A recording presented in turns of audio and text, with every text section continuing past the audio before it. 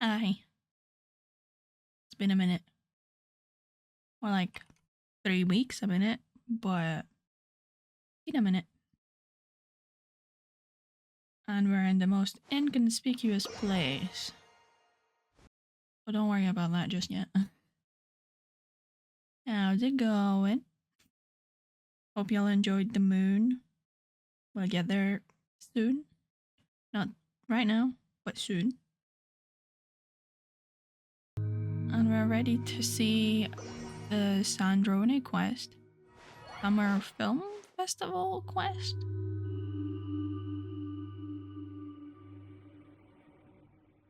Which will be really fun, I think. Although my excitement for it isn't as high as it would have been if I played it in like the first week it came out. It's been so long I kind of clocked out. But it should still be good. We're here in the most inconspicuous place possible for a reason. Well, not really. Like a funky little tidbit, I guess.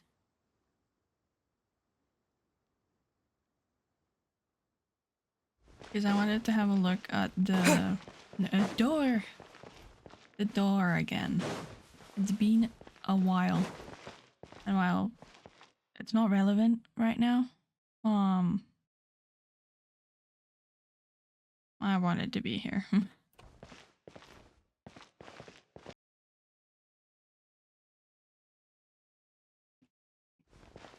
So while I was away, I watched part of someone's playthrough of Honkai Nexus Anima, like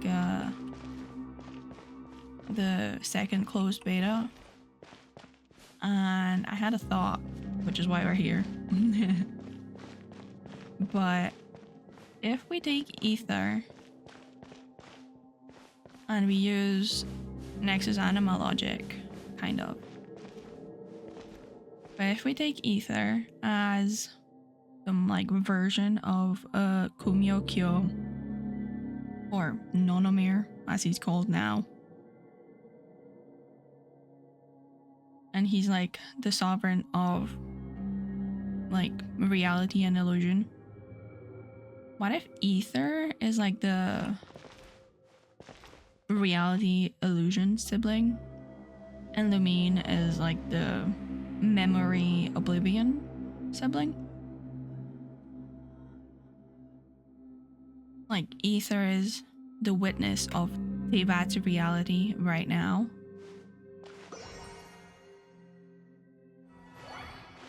and Lumine forgot everything when she got like taken to Canria.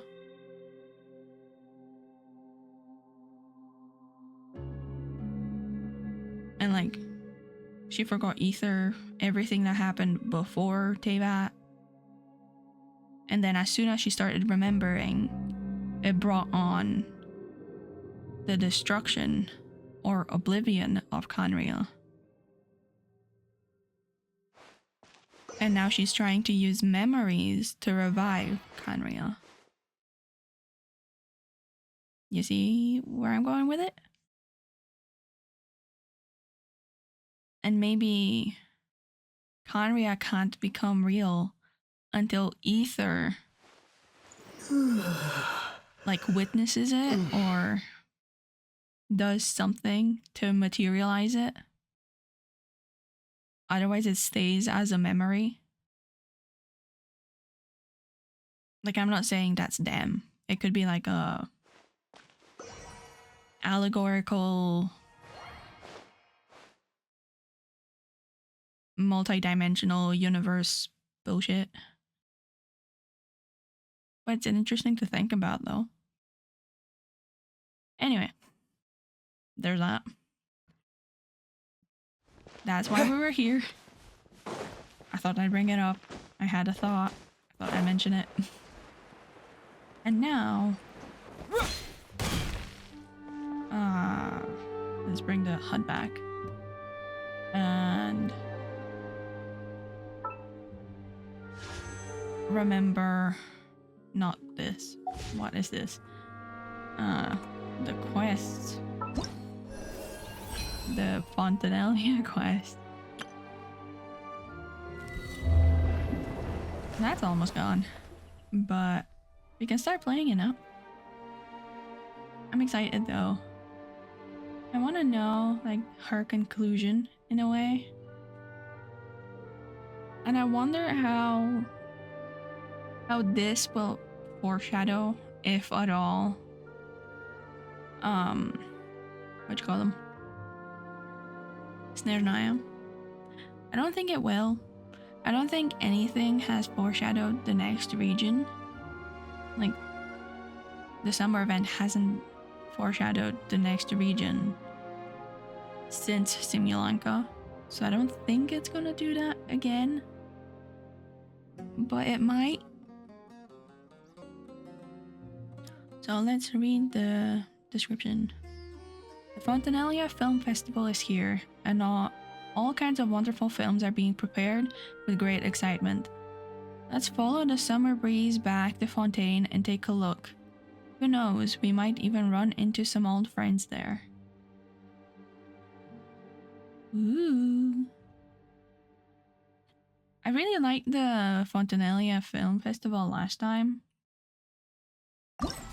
Like, that cutscene at the end was really cool. Enable.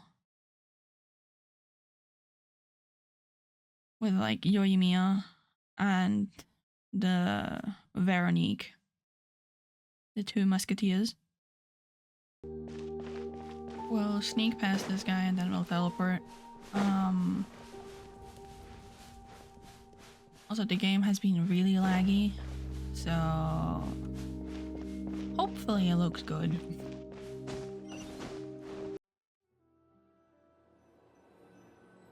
Okay, Fontaine. Ooh, Urina. What's with the little bugs? Activate. I remember vaguely from the trailer that they were part of like Sandrone, like she was talking about stopped. Or should it keep raining? It shouldn't rain. I don't want New Bullet to be sad, lady.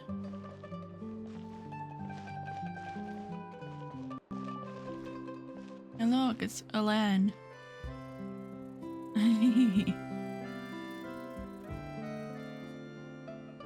Okay, enough stalling. Let's go. Marina!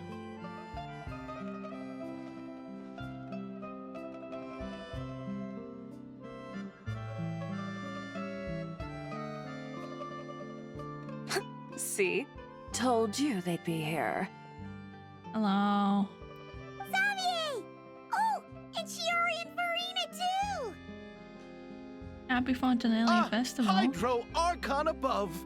If it isn't my darling camera operator and clapper loader! A very happy Fontinalia Festival to you as well! Hello. I'm guessing you came back to celebrate with us? I don't know what we're celebrating, but sure. Yep. And how about two? Even though the last festival had some unexpected hiccups, making the film was still super fun. Since you're all here together like this, you must be planning on entering the competition, right? Of course! A celebration of the entertainment industry. No one who's anyone would choose to sit this one out. It only happens once a year, after all. When was the last one, though? I guess for us it would have been 2 years ago? Fontaine Fashion Week might be more my speed, but the film festival brings in a lot of orders and boosts brand recognition, so I wasn't going to miss out either. Yeah, but when are we getting Fontaine Fashion Week? Like, that would be really cool. I want to see it. A few new awards have been added this year, too. Best Director, Best Costume Design, oh, and Best Camera Operation. I'm gonna snatch that one. Ooh, sounds like we've got work to do. Come on, tell us. What's Musketeer Pictures film gonna be about? Oh, so we are part of their film crew whenever we're around, I guess. Like a weird freelance, but for free, you know? Oh, about that. What's wrong, Xavier? What's with that look? Oh, man. You weren't scammed by some shady investor again, were you? Maybe. No. Even I'm not naive enough to fall for something like that again. Besides, thanks to the fine people here, Musketeer Pictures has more than enough funds to shoot without investors. Oh, and yet nice. problems persist. Huh? What do you mean? Well, we were planning to replicate our past success and shoot a film based on a popular novel. Mm-hmm. But as we were holding auditions for the female lead earlier today, a striking young mademoiselle wandered in by accident. Oh, Her disposition was simply ethereal. The look in her eyes somewhat melancholic. Oh, I wish you could have been there. The awe I felt can scarcely be put to words. Is this Androne? Sounds like she made quite an impression. You had to be there, friend. No matter where she stood, it was as if her surroundings, even the air itself, turned into the perfect shot. Guess you found your lead actress then? No, quite the opposite. My script is entirely unworthy of her. Oh, I see. She's not that I bad. fear it is. Nevertheless, I couldn't help but approach the mademoiselle to ask about her background and what brought her to Fontaine. What did she say? Sadly, she said her best friend was gone. Oh, it's After returning to her own Columbina. homeland not too long ago, she decided to visit where her friend was from to remember them better. Oh, no wonder she looked sad. Yeah, so it was Columbina. Yes, but that's when it struck me. Why not cast her as the lead in a film centered around her search for this old friend? Mm-hmm. You're gonna rewrite the whole script? But is there even enough time? Isn't the prep work super complicated? We might not finish. Think about the difficulties we faced with the two musketeers. We The had to start from two scratch back then, musketeers. too. I'd say we're ahead of the game this time. Guess so, but Don't worry, Paimon. Shiori and I have evaluated the proposal, and we support Xavier's decision. I see. I won't really need to start on the costumes until the cast is finalized, so it's not too much extra work for me. Oh, fair mademoiselles. How can I ever thank you? Finishing the script would be a start. You know, compared to a commercial popcorn flick, I do prefer the idea of shooting a more artistic film. One that leaves a profound and lingering impact in the hearts of the audience. Mm-hmm. I agree.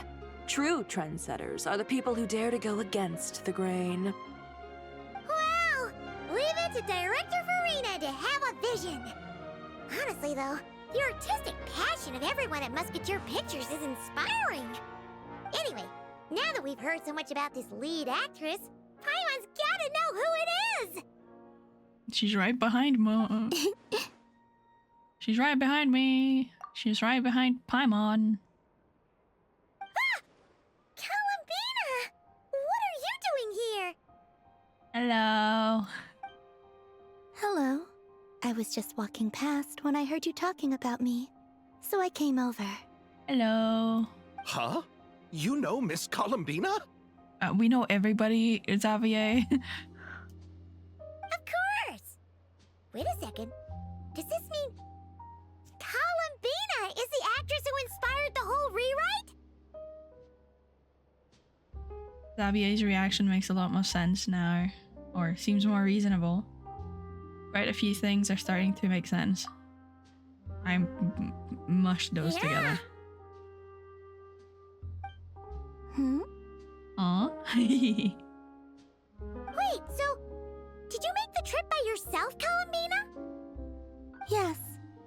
mentioned how I wanted to visit other nations once things settled down in Nod Krai, remember? Yeah.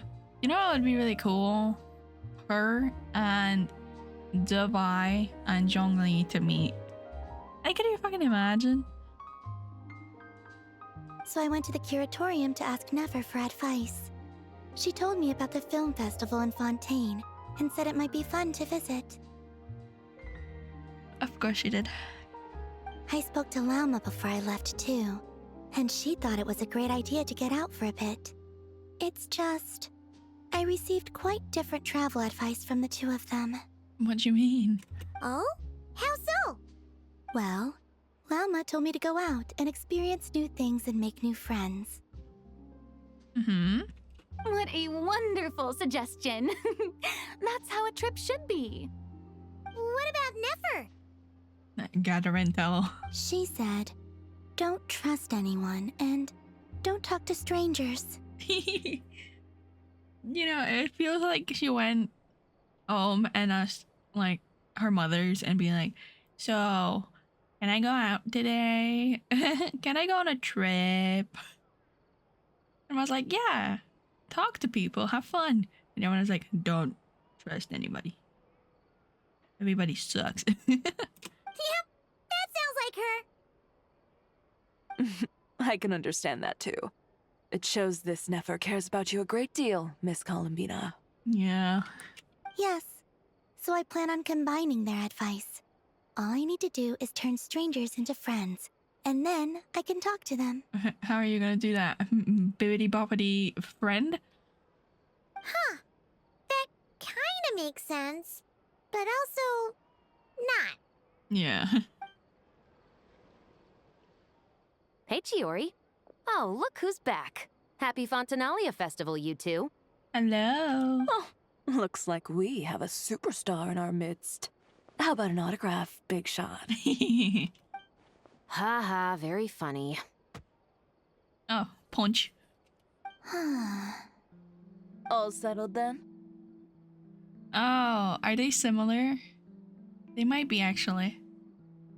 Is that what she's saying? That they're kind of similar? Yep, the Duke gave his blessing, and I cleared it with the Udex. During the festival, inmates with good behavior will get a chance to spend some time on the outside. Raya the Slay. Under the stringent supervision of the Special Patrol, of course. Hello, Mister. Risley! It's been a while. Happy Fontinalia Festival! Does that mean Veronique and her brother will be at the festival? During a specific window of time, sure. Doesn't hurt to give the inmates something to look forward to. A little sun'll do them some good, I think. Yeah, they have vitamin D deficiency. They need help. This is a friend from your travels, I'm guessing. Thought I heard something along those lines? Yeah. Right! We should make some introductions, huh? Chevros, Risley, this is Columbina, a friend we met in Nod Krai. Welcome to Fontaine, Miss Columbina. I bet the weather's been quite an adjustment. Yeah, Yeah. Is that... She's copying, but I don't think it worked. Huh? And not the good kind, I take it. Huh? No, I quite like it. It's a lot warmer than Nod Krai. Then what was the punch for? Oh, should I not have done that? The flowers that bloom here are so vibrant, and the people are so kind. I just wanted to become friends as fast as possible. Ah, so that was meant as a gesture of friendship. Is that right, Miss Columbina? Yeah. Mm-hmm. Isn't that what friends do? Yeah, that's... Yeah, so she noticed that and then copied it. Right. Might have been a bit premature in this instance, though. Your friend here is quite the character. She doesn't get out much. Yeah, there you go. good thing we said something. You weren't seriously gonna go around punching every single person in Fontaine, were you? No, just the ones I wanted to be friends with. That's not... what Paimon's trying to say is maybe keep the punches to a minimum until after after you're friends with someone. If you say so. You're quite the character, Miss Columbina. So, are Are we we friends? friends? Yes. Of course. Any friend of the Traveler is a friend of mine. Yeah, that's what Child said to us, I think. Yeah.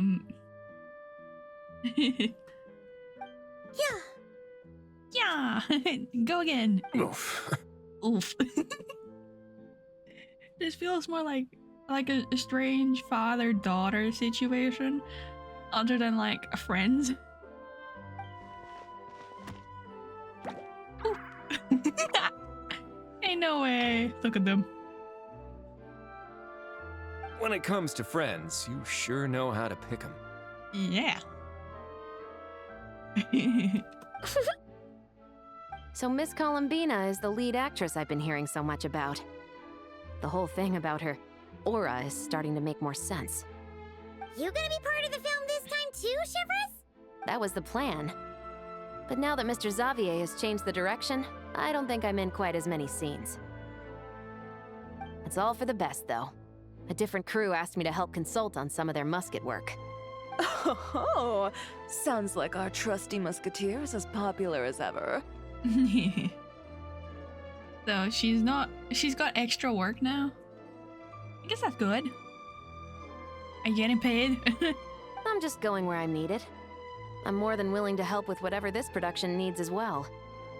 Ah, well, speaking of, would you happen to know if there are scenic locations around the court of Fontaine that other crews haven't booked? The festival's pretty popular this year, so there's not a lot left. You might just have to talk it over with the other productions and see if they'll let you squeeze in here and there. I mean, do you not need to know your locations first? Like, what kind of locations do you need? I see. Having trouble finding a filming location? Oh, this is where you come in. Yes, we made a last-minute decision to go down a different route, so the indoor locations we reserved are no longer a good fit. And it looks like all of the best outdoor spots have been taken. Oh, I might know a place. Good views, good atmosphere, and no production team has snatched it up. Yeah? That sounds perfect! Where is it? You want me to reveal it just like that? Come on, let it be a surprise. As much as that sounds riveting, I think we should divide and conquer. Yeah, y'all got work to do. You go do that, and Director Farina and I will take Miss Columbina around the city to discuss lighting and styling. Is that all right with you, Miss Columbina? Traveler? Yeah? You can trust these people, go ahead. Yeah, everyone here is our friend. So don't worry about a thing and just focus on enjoying your trip. You know, I'm enjoying this a lot. I think this is gonna be fun. Okay. Okay, bye. All right, then the Traveler and I will go check out this potential filming location. It might even give me some inspiration for the new script. Mm-hmm. I'll leave this to the Duke then. Until later, everyone. Maybe we'll run into each other on set. Okay. Okay then. Lead the way, Risley. Paimon's not built for suspense. Let's get this show on the road. Who said anything about roads? There's no roads. There's only a boat that's not on water. Huh? Should we meet again?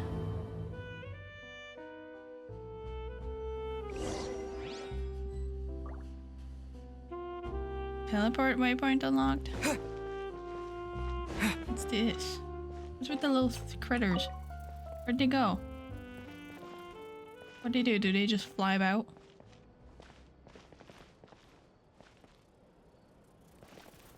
Yeah, I think it's just a little thing that like flies. Children.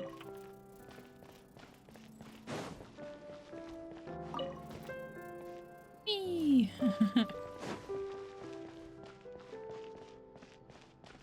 We're winning this one too, don't worry. You just have plot armor, like crazy.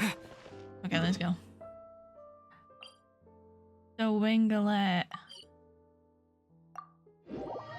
That's another boat we can go onto and like teleport to. Can we teleport to the Alcor? Or is it just the commercial boat in Liyue?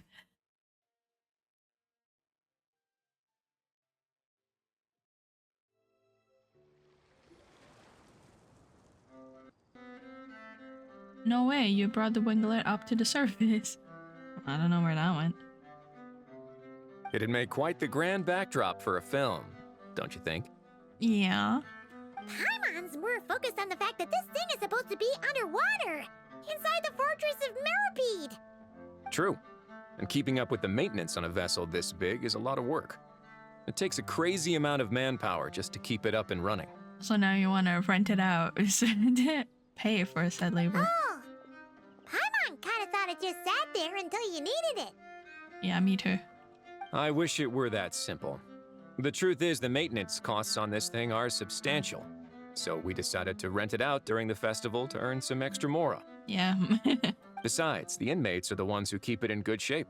Seeing the fruits of their labor put to use is a good form of social rehabilitation for them. I guess. Huh, you really thought this through.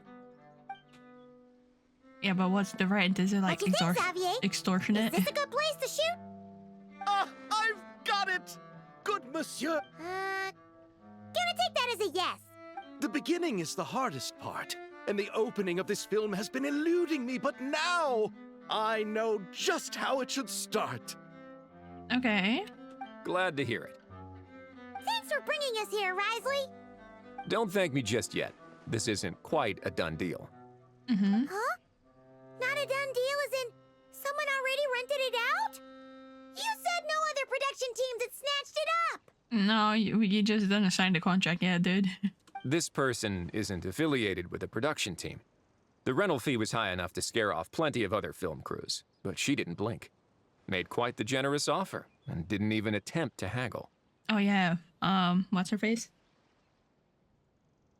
Sandrone? Yeah. Yeah, I think she uses this as a house now. Do you know what she plans to use it for? I'd like to at least have a rough idea before going in to negotiate. I didn't ask for the details, but I did see what looked like a fishing permit and a business license on her desk. My guess is she's planning on using it for some kind of restaurant or aquarium. A floating restaurant is sure to attract people, but an aquarium sounds cool too. The views from the ship make it a great spot for a date. Yeah. That's why we're bringing Columbina here, no? The winglet might not be under my command right now, but it's always nice to see her admired. A film is sure to drum up some good publicity as well. I do hope we can work something out with the current captain. Well, guess we should head over and talk things out then. Best of luck. Bye. Bet she's gonna let us use it for free. But I want to walk around first. Because we didn't actually get to. It was just in that one cutscene. So we never actually got to see it. Is the winglet gonna stay here forever? So what's that? Oh, that's just the outline of the ship. I thought it was something else on the map.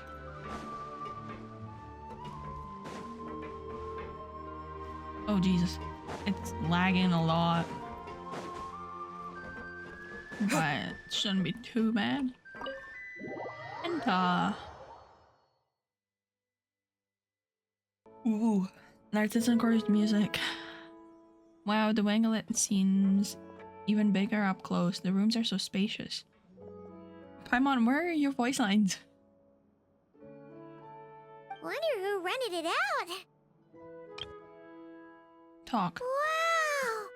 The winglet seems even bigger up close. The rooms are so spacious. Spacious. Adorable. Hello? Anyone there? Guess not. Perhaps the captain had business to attend to elsewhere. Maybe. Why run such a massive boat just to have it sit here without even leaving so much as a note? Let's try again. Are you gonna shout? Don't shout, Paimita. Anyone there? Hello? Paimon. You're in someone's house right now. Chillax. Seriously? Right Oh. now? Sitlali? What is it gonna take Oh, to pajama get some Sitlali. Decent sleep around here. Is a nap too much to ask for? Ugh. Yes. Sorry, the aquarium's closed for the... Huh? Huh? Yeah. Sitlali? Traveler! Did she crack? Hold on. Hold on.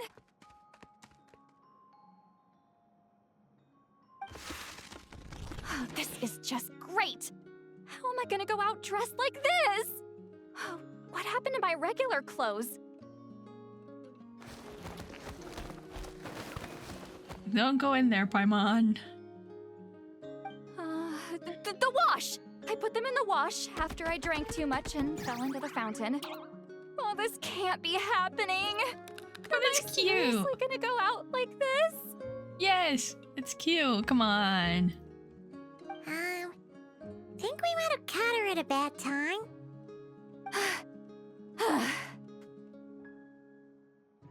Sitlali! Hello. I love her hair though. It's adorable. I don't wanna hear it. Hear what? We're not in the same brain space, Sitlali. A single word about what I'm wearing. No comments, none. Is that clear? Yes. Oh, yep. Crystal. It's cute. Huh? You think so? No, wait, I told you not to say anything. I didn't. What was... Oh, his thoughts. I heard his thoughts. How could I forget about that? Oh, it's got a little bow. That's even cuter now. Oh, this is so embarrassing. I seemed a little too pleased to get that compliment, didn't I? Wait, the mind reading went both ways. Does that mean the traveler's hearing all this too? I didn't hear shit. Oh, you clearly did.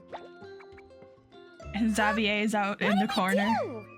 Paimon's not following. Xavier is just in the corner like, what the fuck is going on here? Nothing. It's nothing. Let's just move on. Did you need something? I don't think you can afford to hire out the entire boat, Sitlali, so... You're not here alone, I see. Hello, I'm Xavier, a film director and producer from Fontaine. I meant to introduce myself sooner, I just didn't want to, interrupt. Wait, talk again, Xavier? Hello, I'm Xavier, a film director and producer from Fontaine. I meant to introduce myself sooner, I just didn't want to, interrupt. The giggles remind me of Clothar a little bit. Like that. Like, okay, he's I know Xavier is uncomfortable, but he sounds a smidge unhinged. Like that, in the same way as Clothar was. No wonder we ran into each other in Fontaine of all places. You must also be in town for the festival then. That's right. We're helping Xavier with his film. In fact, we were hoping to shoot some scenes on this boat. You're the one who rented it out, right, Sitlali? No. Me? Rent a boat? I wish I had that kind of spare cash floating around. Not to mention the spare time. Don't get the wrong idea, though. I'm not here to sail off into the sunset and live out some cushy retirement life, okay? I'm not that old. Then why you dress like... how did you end up staying aboard the Winglet? Well, I heard one of my favorite light novels was getting turned into a film, so I came to Fontaine to catch the premiere. Originally, I booked a room near the Opera Epiclese, but I'm quite particular about where I sleep these days. I think it's an age thing. And that bed? Oh, I just couldn't sleep in it. I tried to find a different hotel, but with the festival, everything was completely booked. Mm-hmm. Just as I was worried I'd have to sleep under a bridge or something, I happened to spot a help wanted sign on the side of the road. Oh, so you're here to take care of the boat? No, I was hired to man the front desk. The pay is a bit low, but food and drinks are covered. And it includes room and board during the festival. Plus, the job is simple. So I thought I'd give it a shot. Yeah, but then you got drunk last night, you fell asleep, and we're here at the front desk. Wow, they actually thought you'd be a good fit, huh? What? You don't think I'm cut out for it? All I have to do is tell people the aquarium isn't open yet. Other than that, I'm free to do whatever I want. It's a pretty sweet gig. That's all? Yeah, I was also kinda shocked. But it's not a lie. Head downstairs and see for yourselves. There's nothing but empty tanks. Not a marine animal in sight. That's where we come in. Did your boss mention anything about being open to film crews using this space? Our production was hoping to film on the deck for a few scenes. No. That never came up. You could just ask her. Oh, she's around? What kind of person is she? We should know what we're heading into. She's nice enough, I suppose. Pretty reasonable, too. Even offered for me to move to a bigger cabin if I was too cramped. Back at the Masters of the Nightwind, I'm used to being the one giving orders. But working under her doesn't feel like being bossed around. She seems to respect what I think. Yeah. Wow, she sounds like a great boss. She did tell me she'd rather not be disturbed, though. She's been working on an important project, so I'd keep it brief. Got it. Thanks for the heads up. All right, the captain's quarters are this way. I can take... Wait. But I'm wearing... whatever. I doubt she'll care. Just follow me. You're wearing pajamas. Yeah, I don't think she cares. Other than the eye mask and the slippers, it doesn't look like pajamas. So... Miss Guillotin? These visitors were hoping to ask you about something. Sandrone? Guillotin. Hello.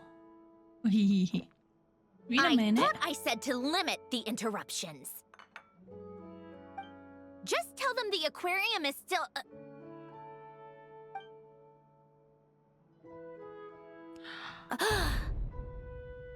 Oh, her eyes. Sandrone? You're here! Huh? You know each other? Are you okay, Sandrone? Do you still remember us? Everyone was so upset after what happened. We all missed you so much. She's not happy to see us. I don't think she wanted to see us yet. But we kind of barged in. That's why I think she was hiding from Columbina in her animated trailer thing. So... Miss Seat Lolly, why don't you escort this gentleman to the reception area for a cup of tea? I have something to discuss with these two in private. Ah, I see. Right this way, Mr. Xavier.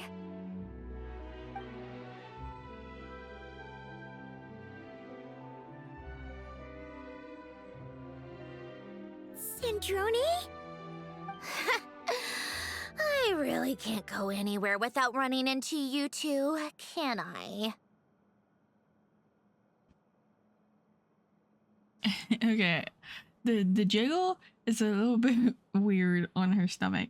I'm like, I don't think that's how that works. But then again, you're a machine, so I'm gonna say that's how that works. Are you okay? During the battle, Destroyed by that bastard Dottore. That's right. But as you can see, I'm fine now. No major issues. Or at least, there shouldn't be. Mm-hmm. Oh, what a relief! Oh, why didn't you tell us sooner? Or come back to see your friends? now that I have the chance, I just want to say thank you for saving me. Huh? Don't get the wrong idea. I only saved you so we could complete that formula and defeat Dottore once and for all. Even if he did crawl back from the grave to make us all miserable again. Yeah, he did. And he might do it again, but I don't know. That doesn't matter. You're still a hero. All right. But it wasn't just me. All I did was lend my brilliant mind to the cause and take care of one part of the plan. Although, I'm not denying it would have fallen apart without me. Mm-hmm. You got that right. You're amazing. But how did you go from a, Yeah. From a lifeless pile of scrap to looking like this? Well, my mom was trying to put it a bit more gently, but yeah. Where do I even start? I am curious though. Did someone else build the new body? Is this just your old body, like, changed parts? Like, I don't get it.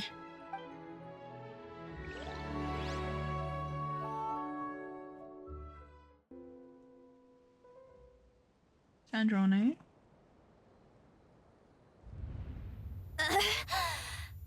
Marionette. Okay, I'll be right back. I'm gonna clean my glasses and get some water.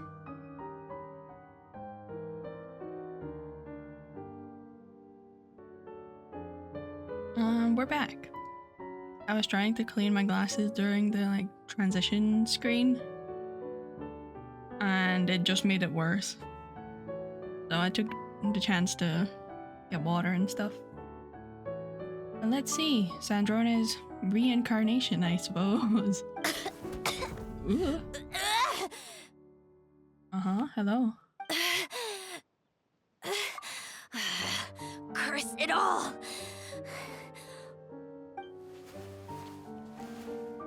Where am I? Did she fall off the table? Did we do it? How This much is the time has old one. passed? I'm not in one of that lunatic's experimental labs, am I? No. Wait.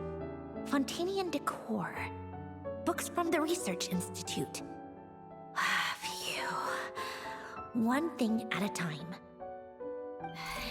Initiate self-diagnostics. Assess the extent of the damage. Cut power to compromised, non-essential components.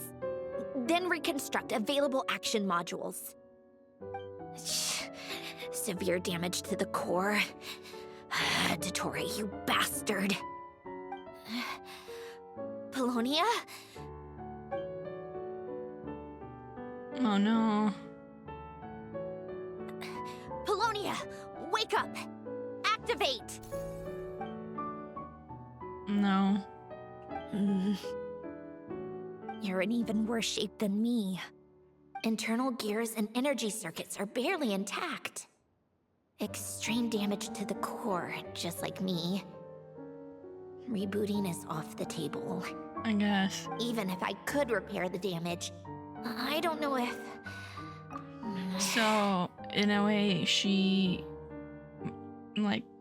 woke up after, hibernating for, a bit. And then fixed herself, maybe? You used up all your critical energy in those final moments, didn't you? To protect the core of that guy in the hat and the numerological array. Oh yeah. Could you imagine? It destroyed Wanderer's core, and he wasn't even there. Polonia the goat for that, though. Wait, the array. Yes! The prototype is still here. But can I even run it in this state? Whatever. I have to try. I just need to confirm one thing. Activate the numerological array. Connect the computing core to my body. Just like I thought. It needs too much computing power. Also, it's interesting that she coughs like a real person. You know? She is a machine, but she coughs like a real person.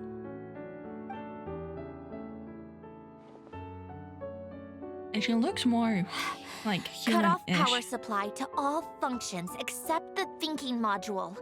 Aww. She laid down on the ground. Please. I just need to ask one question. Initiate query regarding the 3 moon sisters. How many living moon goddesses are there in possession of the Trilunar Authority? No, she used her last. One. She used her last, like, core, like, processing power to find out if Bina is back and safe. You stinky little shit. She's so cute. It worked. You did it, Columbina. You made it back. But how did I survive? That's what we're trying to find out. The self-diagnostics showed damage severe enough to shut me down for good. What triggered the reboot? This thing. Huh? A built-in message? Only visible after a core reboot?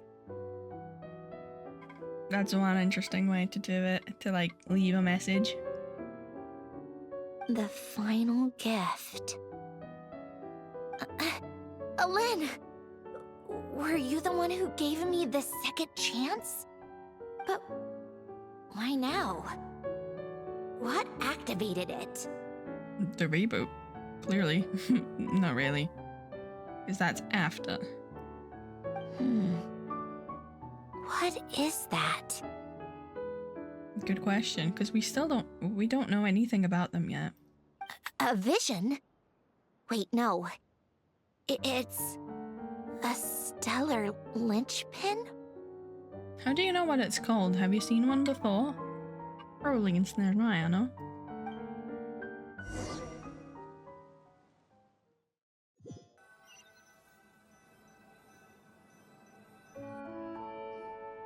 A stellar linchpin?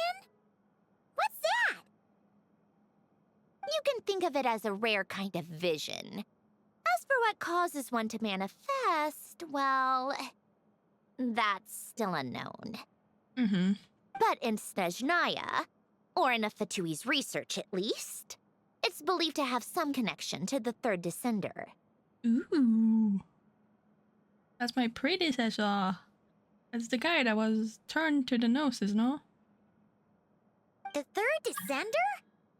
We knew his remains were used to create the Gnosis, but this is the first we're hearing about a stellar linchpin. Bye, fish. You knew about the remains? Right, of course. Look who I'm talking to. Hold on, I want to see that. Read that again. Fish distracted me. We knew that his remains were used to create a Gnosis. Yeah. Yes. The heavenly principles used the remains of the third descender to create the 7 Gnosis as a means to consolidate the Archon system. Yeah. That way they could control the place, I guess. Ooh, I want to see that. Can we walk around your like little office? Visions result from that same system, so extrapolating from there, it's clear that the manifestation of a vision is also, to some extent, related to the third descender. Still following? Yeah, like it makes sense. It's like you have the third descender that's split into 7 for Denosis, and then Denosis kind of like split further. You know, the meme. Sorry. For those that wield them, visions serve as a means to channel elemental power. The same is true of stellar linchpins. The difference is that, when wielding elemental energy, stellar linchpin users often exhibit a unique kind of power that seems to come from beyond to that. To what extent? It's believed that, when a stellar linchpin manifests, impurities from the remains of the third descender get fixed in place. Hence, the name. That's also believed to be the source of the strange power I just mentioned. Hold on, I need to look up what a linchpin is. Because I feel like I know, but I also don't. A locking pin inserted crosswise through an axle to hold a wheel securely in place. It's interesting if you say it like that, because we have the moon wheel, the stellar linchpin, and the vision. You know?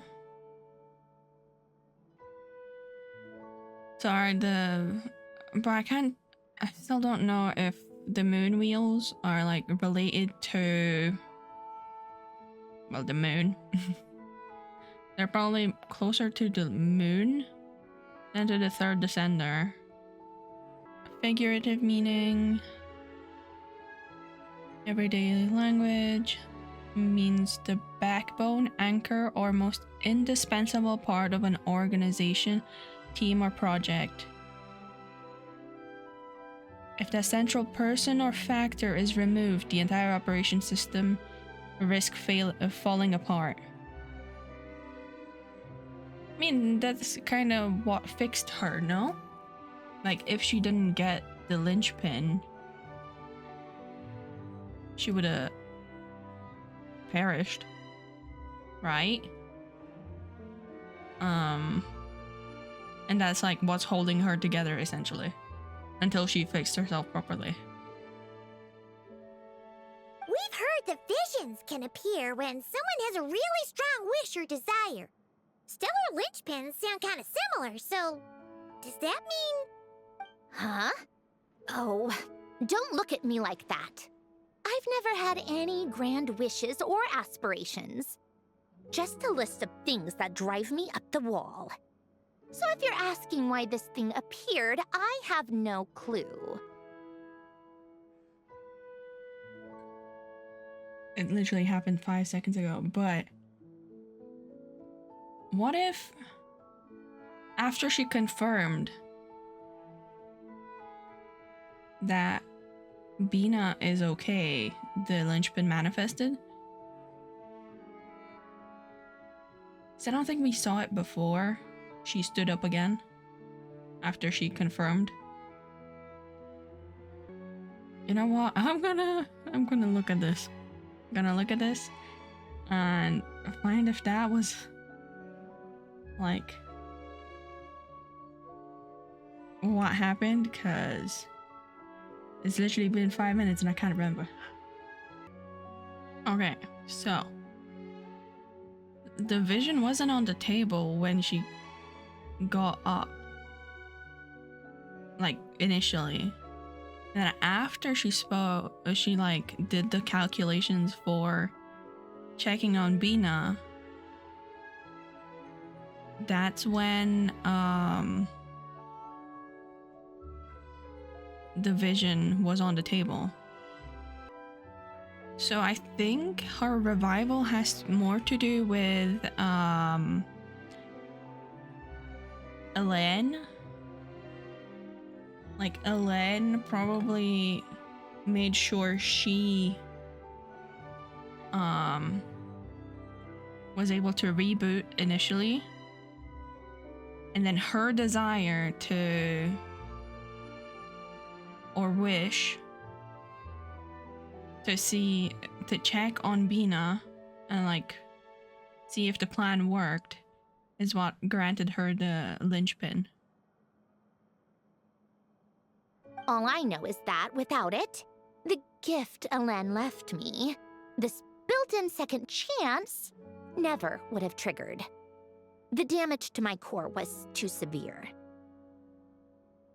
Interesting. Yeah, so Elen gave her the chance, and the linchpin, like, made sure it won't move. Like, it would happen. But thanks to the stellar linchpin's manifestation, it did trigger. And after my core rebooted, I was able to repair the damage to my body.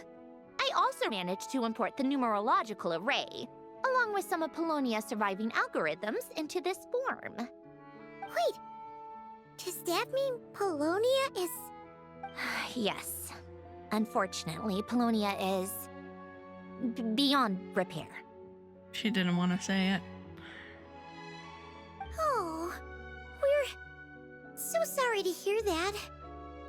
But you also mentioned something about a final gift? Yes. Elen often spoke to me about wishes and desires when he was alive. Mm-hmm. I suppose he thought there might come a day when I wished for something, and was willing to sacrifice my own life to fulfill it. So he left me a chance to start over. You never knew about it? No, never. Interesting. Elen once said I was his proudest masterpiece. That might sound boastful coming from me, but it's also an undeniable fact. After Elen died, I started studying how Polonia and I worked. Polonia is essentially a computational machine, so it wasn't difficult to figure out the mechanical principles there. Mm-hmm. But when it came to my own structure, that's when Elen, the Lord Artificer's true greatness, struck me once again.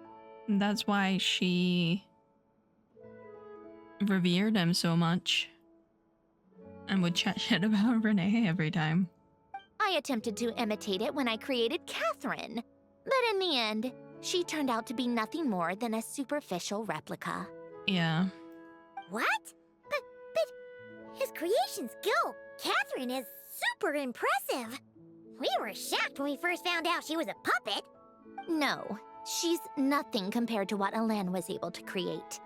Some of the mechanical principles of my own core are still a complete mystery to me.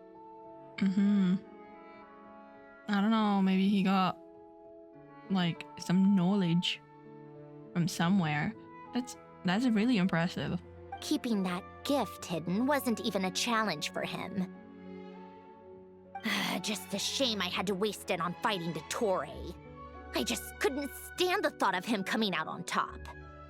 Also, is she still a harbinger now? You gave the world a second chance and wasn't a waste. If you put it that way, the world owes me a whole lot then, doesn't it? Yeah. Wait, but all this still doesn't explain what you're doing here. Risley said you rented the ship and even had some kind of fishing permit? That's because I'm trying to go back to the place Elen and I lived when he was alive. My former home, I suppose you could say. Is that the house with Anne and, like, Marianne? The second chance wasn't the only part of the gift. According to the message, Elen left me a few other things that are stored in the house we shared together. Mm-hmm. Where is it? It's been a minute. I'm hoping that whatever he left me can help fix certain anomalies in my rebooted core. And help me understand why I received a stellar linchpin in the first place. Okay. Okay, so go back then. What does that have to do with fishing? And to think I'm talking to the saviors of Fontaine. Did you forget that the water levels have been rising for centuries? I can't just go back to the place I used to live because now it's underwater. Yeah. So are you just trying to fish around it? Oh, right. With the rising water levels and changes in terrain, it's not just a matter of finding where it is, but also clearing away any sediment or debris. But Fontaine law prohibits unauthorized individuals and organizations from excavating underwater ruins. A Melazine caught me the minute I even made an attempt. Oh, so you're using the idea of fishing and getting an aquarium started to dig underwater. Why not apply for authorization then? And face the endless slog of Fontainian bureaucracy. No thanks. That's so fair. You'd be here for years.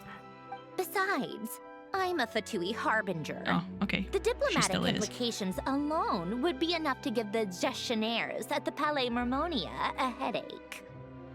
I mean, if you think about it, Arlecchino did it in order to get Karina to the Opera House, right? Like, they had to dig underwater from Fontaine to the Opera House. A fishing permit, on the other hand, isn't difficult to obtain at all. Minimal paperwork required, and under the name Guillotin, the application was a cinch. Yeah. I guess that is your name, isn't it? So you're exploiting a legal loophole?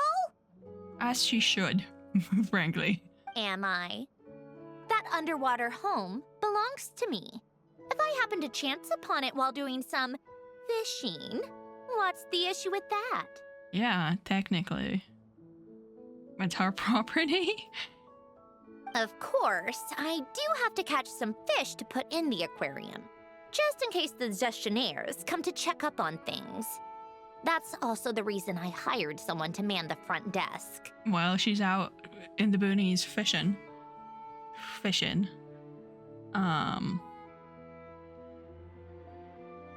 You can have Satlali just like, the aquarium isn't open yet. Huh? But isn't that kind of a waste? He went to all the trouble of getting a business. If you want to run an aquarium that bad, be my guest. Use the facilities however you want. I'm certainly not going to stop you. And we're doing exactly that. I'm pretty sure that's one of the mini games, which I'm here for. If it's similar to like the Navia stuff, that was pretty cool. And with the gambling guy with Kukuku in Kanich and Fontaine. Don't remember that event though. All I want is to go back home and see what other gifts Alain wanted me to inherit. Are they gonna be okay? Did he make sure they're waterproof? Oh, is that what that is? Hold on. Enough about me. What are you two even doing here? Oh yeah, we got distracted real bad. We tell Sandrone everything that needs to know. Are you okay? We're not holding hands, trust, Queen. It's okay. Seriously? They've been in there forever. She's so silly. Ma'am, she died and she's alive, okay? It's okay. The reaction when they saw each other was strange, to say the least. You're lucky I was nice enough to leave the room and give them some space. Back in the Masters of the Nightwind, I'm the one who gets to kick people out. I just want to know what they're talking about. Should I cast a little eavesdropping spell? Your fingy's a bit broke, but yeah, she's a bit broke. No, don't do that. No, what am I thinking? I'm Granny Eastley, the great shaman of the Masters of the Nightwind. I can't do something like that. This is just ridiculous. Making me wait out here for so long? Where's their respect for their elders? I'm your elder, actually. Shh, relax. Talk to Xavier. Oh, here they are. There we go. Were you back there arguing or something? What took you so long? Sorry, it's a bit complicated. It's more than complicated. You're gonna have to explain it to her. Otherwise, she's gonna erupt. The two of you are already acquainted with Miss Guillotin, then? Oh, yep. But don't worry, we got everything sorted. Sanjurne agreed to let us shoot on the ship, but it has to be when she's not here. When she's not here? That's right. Oh yeah, because we're bringing Columbina. You'll excuse me if I didn't exactly ask for this little reunion. I wasn't planning on seeing anyone. Until after she excavated the house. Like I said, my core is severely damaged. Even with the gift, there are anomalies that are making things unstable. I don't even know if I can continue to function without issues. So the priority is to fix these anomalies and get answers to my own questions. Then, I can see the people that need seeing. Fair enough.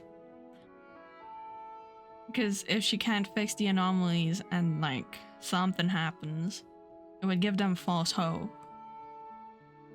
And the same way, like the Tsarita was saying in the trailer, and like in the Snezhnaya trailer, don't give rotting driftwood to a drowning person, they're just gonna drown anyway. So, like, don't give them false hope that you're alive kind of situation.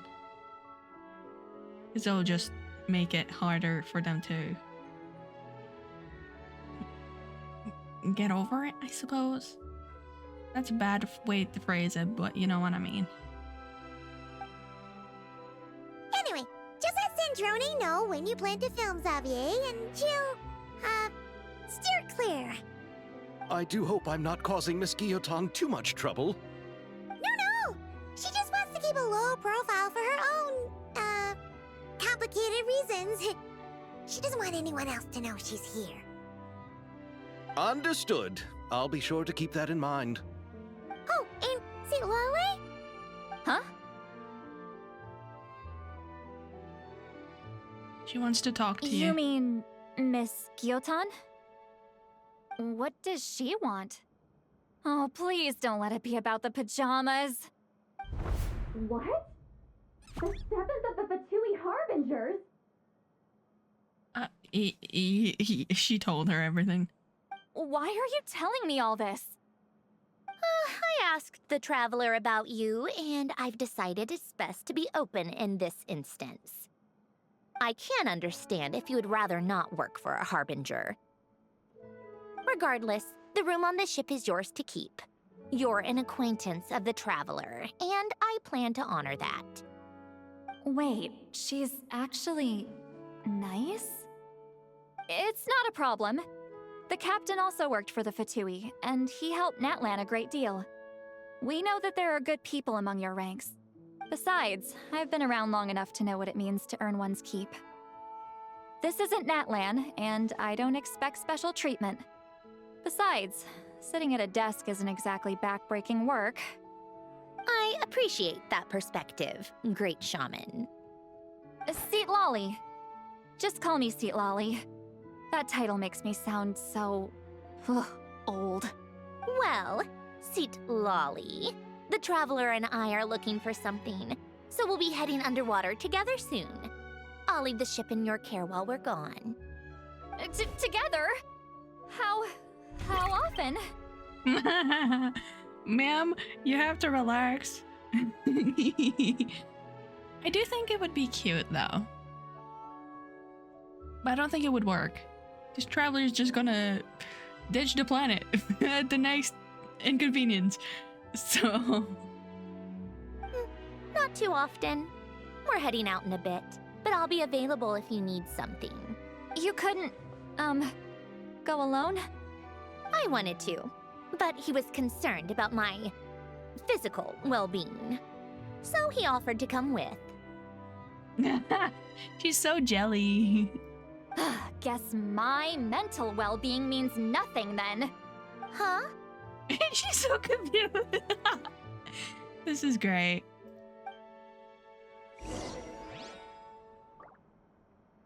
You have to apologize to Sidlali, mister. Go underground with Sandrone, not Sidlali. Xavier? Miss Guillotin is so generous. We talked it over, and she agreed to let our crew come over and do some test shots while you two are out. Perfect. Sidlali? Sidlali, don't ignore me. Just be quick about the whole thing, okay? Listen, we're not gonna hold hands. Okay? Unless she's falling into a ditch, we're not holding hands. Okay? And she can't fall into a ditch in the water. I wanna check. Can you go places? Let's go to this room first. It's her room. Oh, you can. Oh, that's where she is, so never mind. We'll go elsewhere. Aquarium. We're gonna make your operation look. This is what? This is the underground of, like, Risley's chambers. That's exactly what it looks like. Which makes sense. Oh, I thought that was a window. Like, it looks so windowy, you know?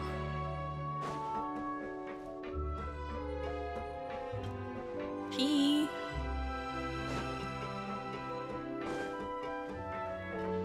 Fishies.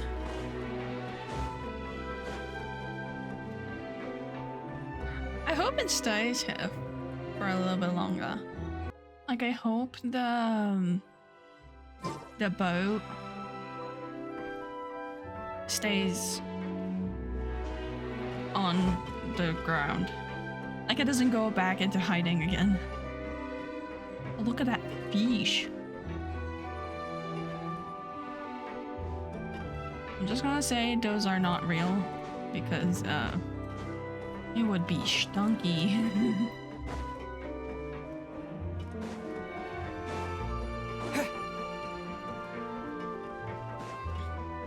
What's in here? More!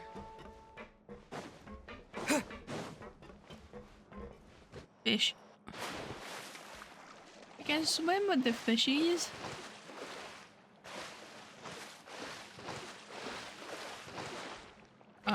I think we're stuck here, actually. Okay, we can go this way. We can swim with the fish. Aye. And they won't run away. Okay, enough explore. Let's go underwater. Let's go. Sandrone, let us go swimming. Activate. All right. Our first stop is the Beryl region. After Alain left the Fontaine Research Institute, he lived in seclusion somewhere around there. Okay, let's go. Oh, I haven't been underwater in so long.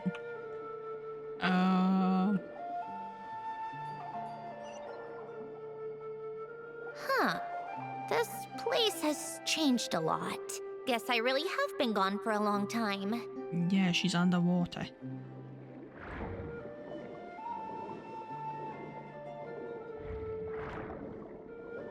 Look at all the Let's fishes. look around and see what we can learn. Oh, and don't forget to catch a few to take back.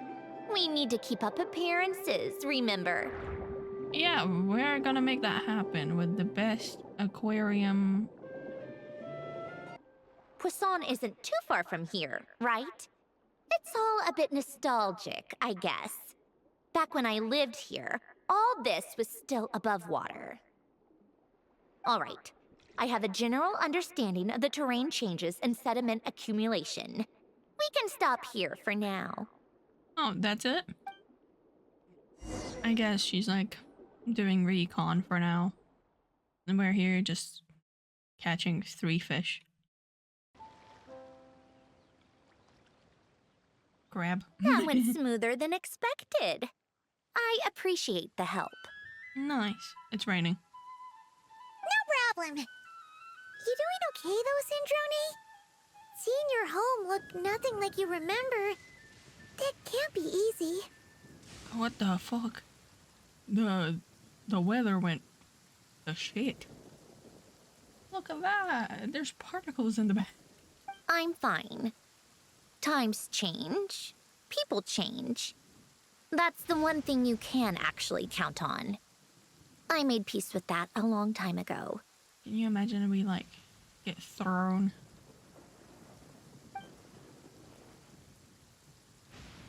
You should head back and put them in the aquarium tanks. We finished ahead of schedule, so your crew is probably still on the ship. I'll follow in a bit.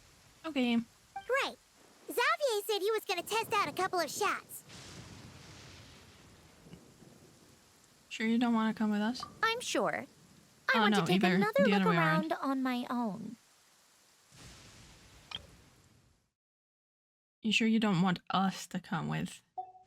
Okay then. Want us to let you know when the filming is done? No need. Columbina relies on Kuvaki to perceive her surroundings. In Nod Krai, her senses are heightened because Kuvaki is everywhere.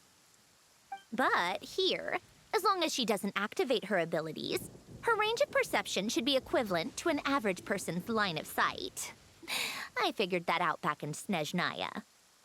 That's oddly Oddly specific. Yeah. You're trying really hard. Also, I never noticed the Intevat on Ether's coat before. And now it's not raining anymore. I have hiding from her down to a science. So, what? Things might be a bit different now that she's merged with the Moon Sisters, but I doubt there's been a drastic change. Oh no, she knows. I think. The point is, you two can head back. Don't worry about me. Okay. Okay, if you say so. Come find us on the ship if you need anything. Also, the Kuaki and Nod Krai is Columbina's body as she like sprinkled it down, right? To like separate into like the pieces. Does that mean everywhere you touch a Nod Krai is Columbina?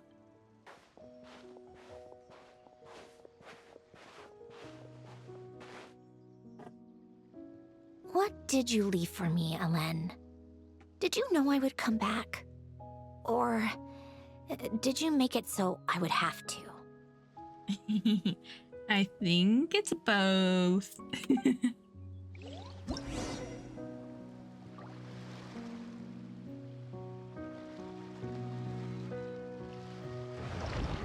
Oh.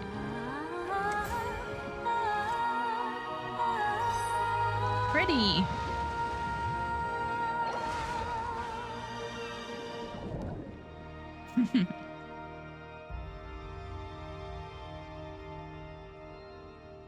Oh, so this is the mini game. We'll do that later. Wait, so Alen lived in the Beryl region after he left the Institute?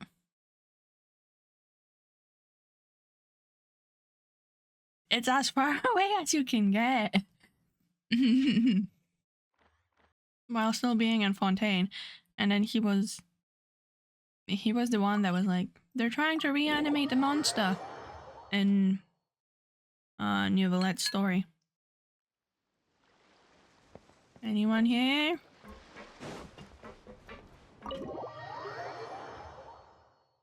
We're here to drop off some fish.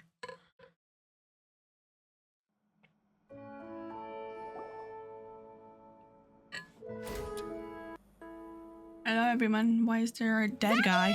We're back!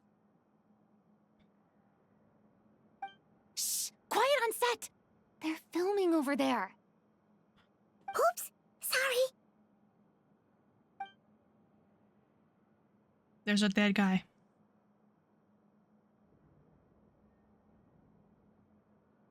I love those shoes. Charlita. What's your take, Detective? Bullet wound to the chest. Gunpowder residue on the clothes. The victim must have been shot at close range. You think it was someone they knew? Yes. It's possible the suspect arranged for them to meet at this very spot. A reasonable deduction. But you're overlooking a crucial clue. What? The victim's pocket watch is missing. And cut! I think we got it! Good work, everyone! It's Lupine, Pauline. The biggest beggar in all of Begdom. And this guy's not dead anymore.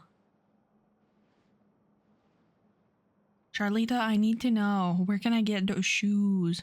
They're so cool. Phew, finally. Acting was nerve-wracking for me when I first tried it too. Just loosen up, and you'll get used to it in no time. Severus! Charlotte! Hello. Oh, hello there, you two. I hope y'all didn't hear that kid scream his head off outside. I guess it's summer after all. Anyway, hello, girlies. You're filming here too? Oh, so Charlotte's crew must have been the one that asked you to help out, huh, Severus? Oh, so they're in the different film altogether. Yep. They heard about a potential filming location and wanted to come check it out. So she's doing, not Sherlock, Herlock. And I think that's the book Salali likes. I don't know why, but I think it looks like Lynette. A little bit. I don't know, that's her eye, that's her hair, and the little like bumps are the ears, and then it's the big bow. And then the rest of her, that doesn't, I can't see it, but up to like here, it's Lynette. Trust. But when we got here, your crew had already beaten us to it. Luckily, Xavier and our director, Lupine Pauline, go way back. In the end, we agreed to just share each other's filming locations. Oh, sick. That way we have your locations too. And obviously, Xavier and Lupine Pauline know each other. Like, also, is that the guy that was doing the like props and lighting before? Considering all the last-minute changes, that's just what Musketeer Pictures needed. For sure! Based off the scene just now, you must be the star of the film, Charlotte! You bet! This detective costume really suits me, don't you think? Yeah. Oh, for sure. You're already right at home lurking in the shadows taking pictures of this and that. Add a notepad and you're practically method. Thanks, Miss Chiori. I appreciate the compliment. It's cute. It looks like a little bear. That didn't sound much like a compliment to Paimon. So this is a film set? It looks like a very happy place. Are you gonna start punching people? This must all be quite new to you, Miss Columbina. Yeah. From a former god to a new god high. This is very interesting. Yes. I watched a few films with a friend once, but she thought there was no point if I wouldn't open my eyes. So she stopped inviting me. Yeah, you need to open your eyes. Looks like I missed out on a lot. Now you get to make up for it, and you should open your eyes when you watch a film.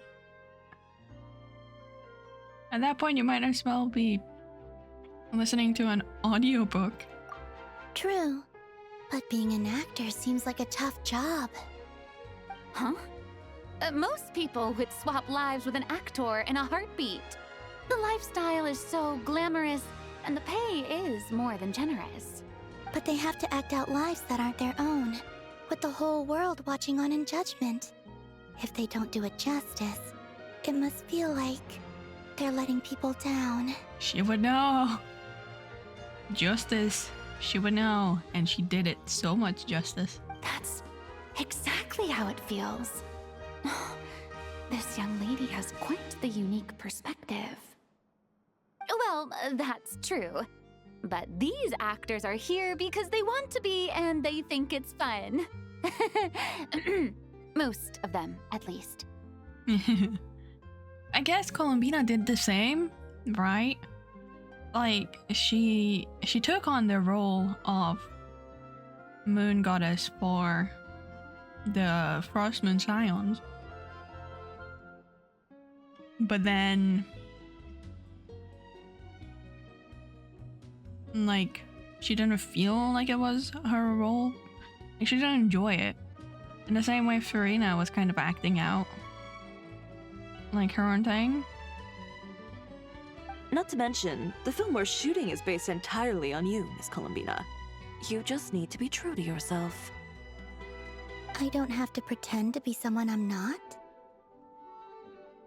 Not at all. Authenticity is what we're after. For example, this first scene opens with you on the boat, sailing to your friend's homeland. You just need to think about that moment in the story and picture how you would feel. Oh, okay. We're all here? Wonderful! Let's head to the deck and get shooting. Oh, and this is for you, dear Paimon, your clapperboard. Oh my god, it feels like you're giving her, like, a crown. Whoa! Is this the same one Paimon used for the Two Musketeers? The very same. I saved it just for you. Thanks, Xavier! Feels like being reunited with an old friend. Did you keep my camera too? We had issues with those cameras, remember? Of course! That said, I have a different job in mind for you this time, traveler. What is it? Our film is focusing on a single protagonist, so conveying the subtle changes in her state of mind is of the utmost importance. Are we gonna be the narrator? In addition to the actor's own performance, another way we can convey that is through lighting. Oh, never mind. They wouldn't pay Zach enough for that.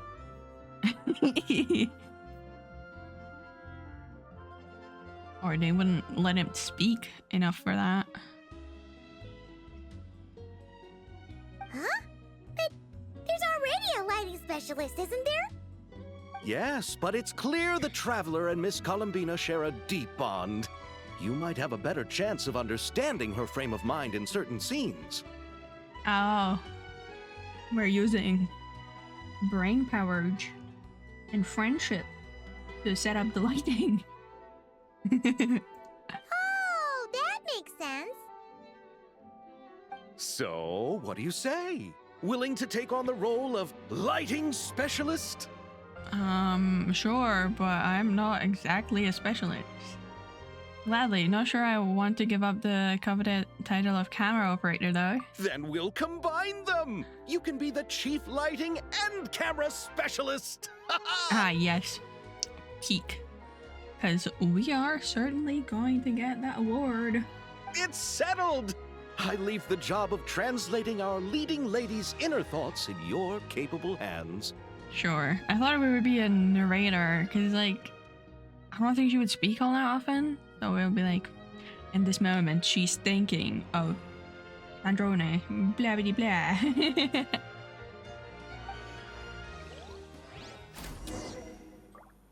Okay. Let's chat with people first. Stop it, Pauline! Seeing all the sets in place, things are looking even better than I expected. The actors are doing great too! Editing it all together is gonna be a piece of cake! Bet I can finish it in one night! I don't think you should. It's a film. It's gonna take a minute.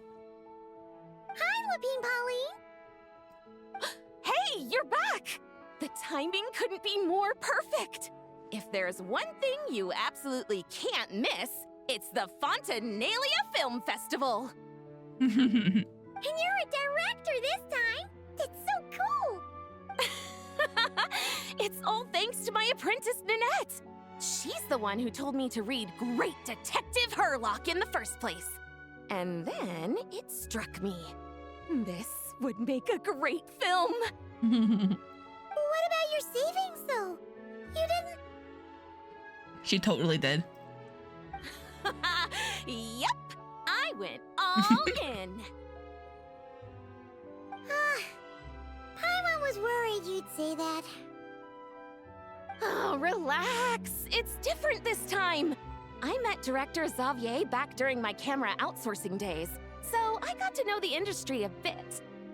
I know exactly what our film needs and what the fans want to see. So be sure to check it out. I'm confident we've got a winner on our hands. It would be cool if you could see both films. Sounds like it. But we've got some filming chops ourselves. It's definitely still anyone's game. Then may the best film win. Charlotte? Oh, I didn't expect to run into you two on set. Happy Fontinalia Festival. We are very close together. I'm sorry, baby. Nice acting back there, Charlotte. Thanks. I'm, usually the one behind the camera, so it's actually pretty nerve-wracking being the center of all that attention. Understandable. But I've known Miss Lapine Pauline for quite some time, so we work really well together. Oh yeah. When we got the lens, it was when she came out. Miss Lapine Pauline prefers to assign roles based on our own personalities. She'll even adjust the script to make it a better fit.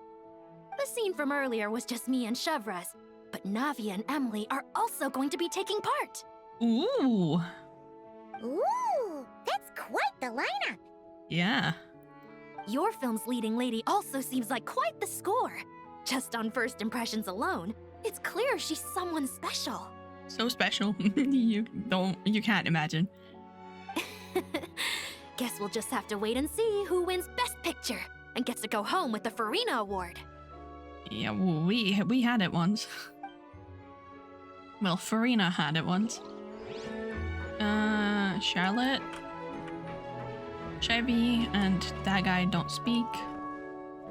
And then there's Lolly. I want to ask for an autograph so bad. But I can't. The cast of Great Detective Herlock. Duh! I came all the way here just for the premiere. You can't do anything. Nobody gives a shit.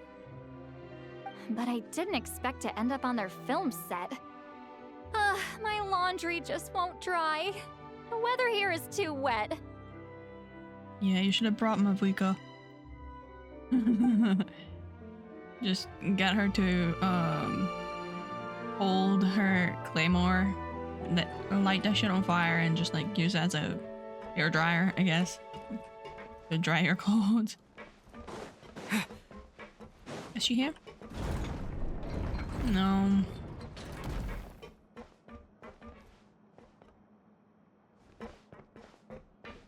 Fly.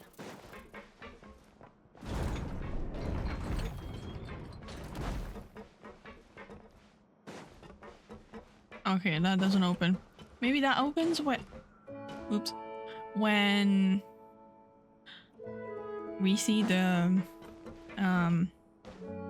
piano.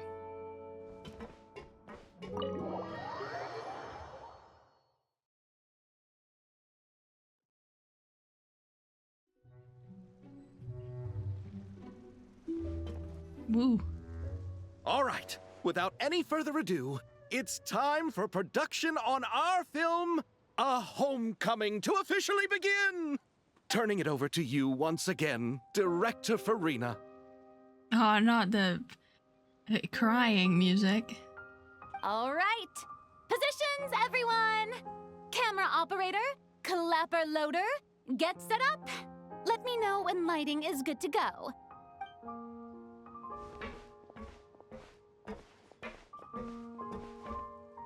All you need to worry about, Miss Columbina, is hitting your mark. Other than that, just focus on immersing yourself in the emotions of the moment. Okay. Okay. Good. Lighting, are we ready? Maybe. I don't know. I haven't done shit.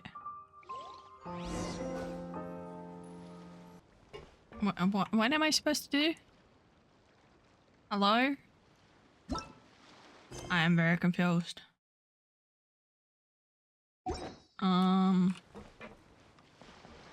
Or do you wanna make it brighter? Finish placing? Ready. All right, quiet on set. 3, 2, 1, action!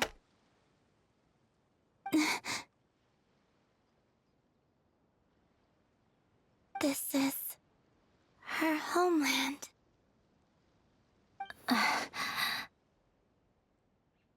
Columbina. Cut! The emotions I'm looking for were definitely there. Let's just try to keep it a bit more natural. Oh, but definitely keep that gesture at the end. I loved how real it felt. You looked genuinely moved. All right, if you're ready, let's go for another take. Miss Columbina? That presence. It kind of felt like Sandrone. Oh, so that's the end. Yeah, no, she definitely felt. She knew. Told you. Farina? Terrific performance, Miss Columbina. Truly excellent work. Thank you, Director Farina. You really don't mind me not taking off my eye mask? Not at all. Xavier and I already talked it over. The character is based on you, so there's no need to change what you're accustomed to doing. Besides, the mask could become one of the defining traits of our film's leading lady. Just like you suggested, we'll leave the reveal to the more important moments. Oh, the eyes. Yeah. That's a good idea, actually. That's kind of what they did with us. Is there anyone else to chat with? I wonder if there's any other people to talk to. Not that we can see on the map. Let us skip time. Sandrone said that if everything goes smoothly, we should be able to pinpoint the exact location of her home today. Nice. Let's head to the Wing-O-Land and meet up with her. Chardonnay? Chardonnay! Hello. Ah, you're here. We should get going then. Xavier and the others should be filming soon. How's it going? Have you managed to figure out the location of your home yet? I've narrowed down a few potential locations. Yeah, see, it's the two We just need to take a exclamations. sample from each one. Once the equipment analyzes them, we should know the exact location and where to find the entrance. Great! We should get started then. Let's go. I like that we don't have to go anywhere, it just teleports us.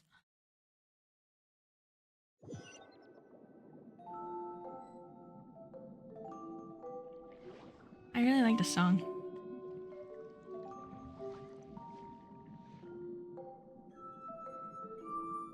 All right, let's get a move on. Okay. That should do it. Let's head back. The filming should be just about done. We made good time. We might even know the location by the end of the day. Yay! Pretty happy about that. Do I? I suppose I've just had enough of these anomalies I've been dealing with. The sooner I can fix them, the better. I wonder what Anyway, anomaly enough she chit-chat. means. We have work to do. Oh, but let's head in through the side door. I don't want to run into the crew on the deck. Okay.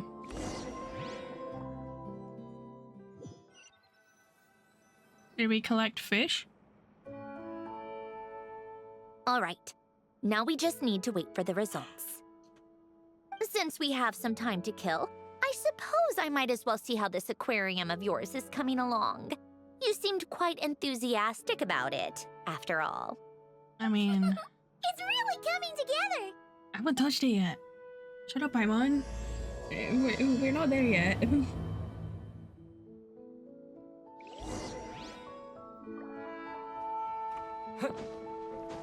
Gonna change now. Doo-doo-doo. Today downstairs.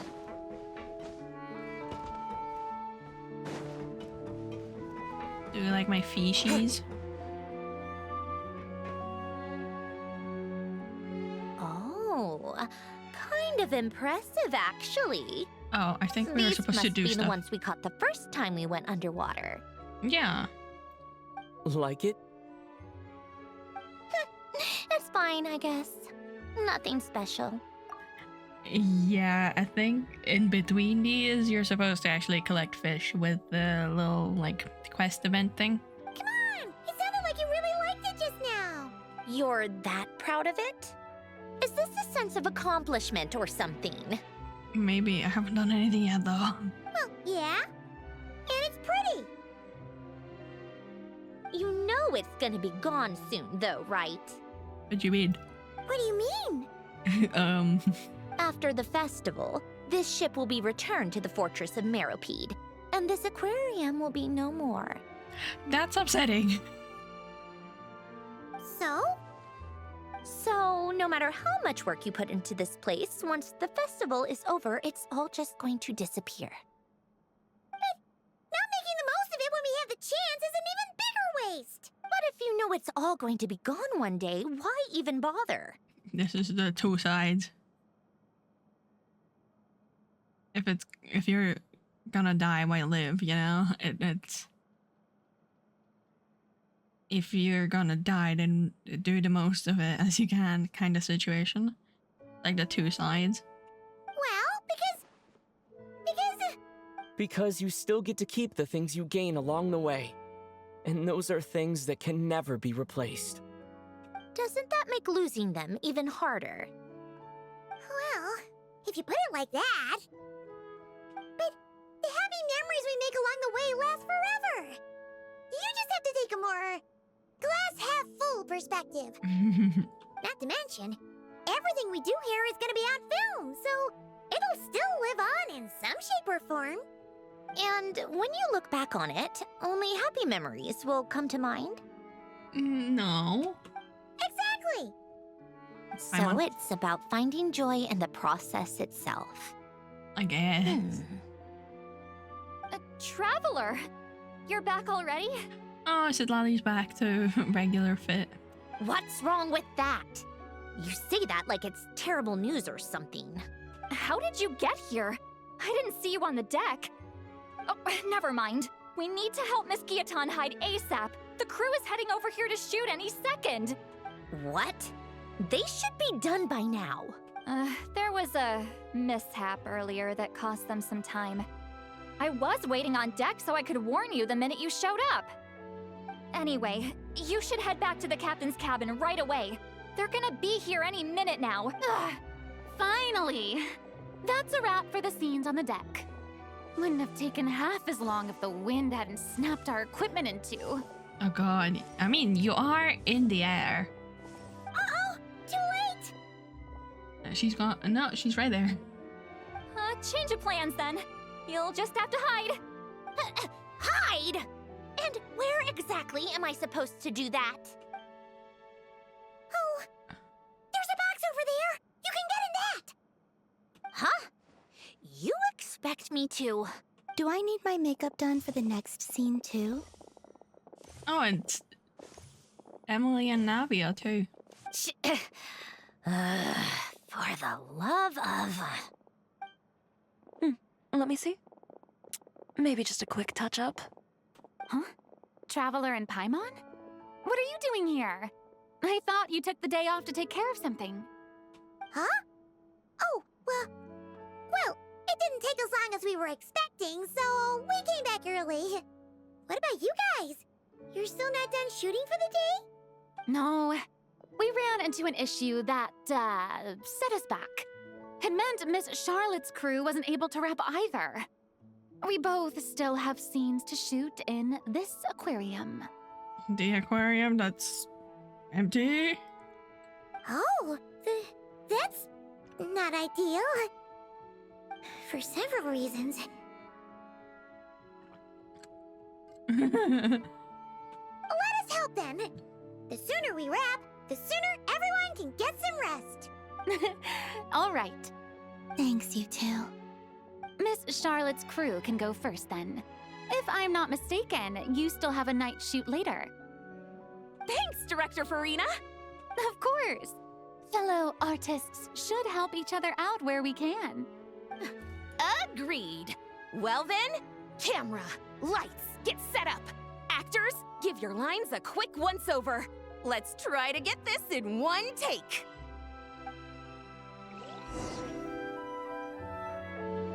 And Sandrona's just in a box? All right, places, everyone! And 3, 2, 1, action! So, the story ends like this. But when Duke Saint Germanus departed, he clearly said that everything was beyond Gina. redemption. Huh? That sounds familiar. Wait, it's from that novel I came across while researching the numerological array. That's such a funny callback though. Because the books that we were looking through with Bologna, that's one of them. I didn't even remember. He's only a genius when it comes to mechanics. In everything else, he's just an ordinary person.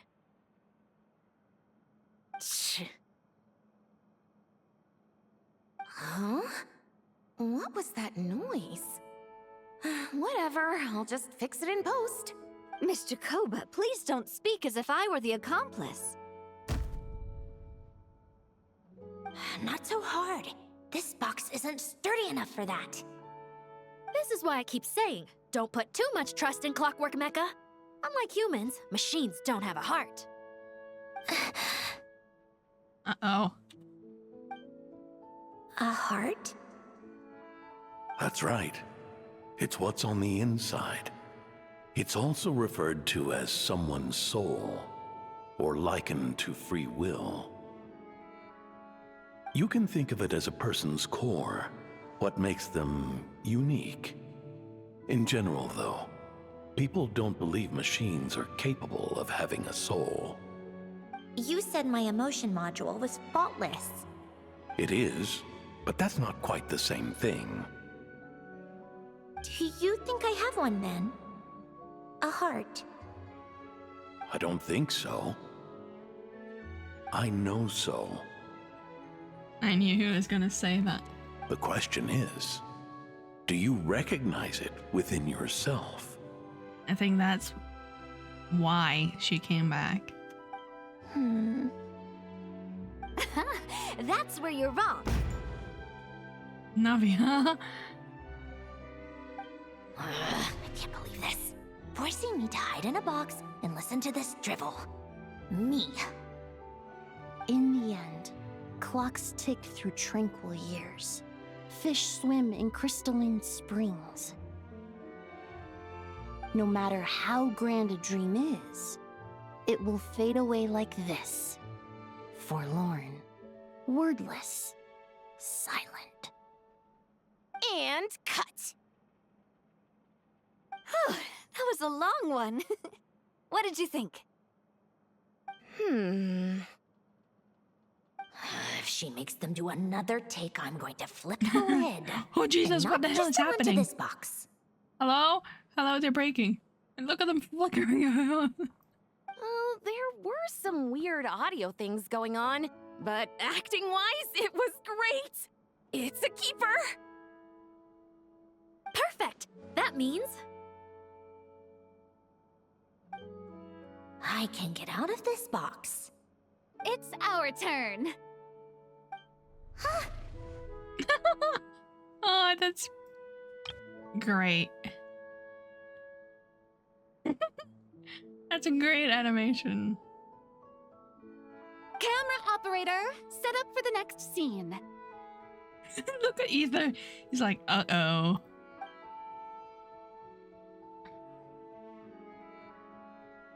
In this one, our protagonist peruses an aquarium in a foreign land and gets swept up in memories of her friend.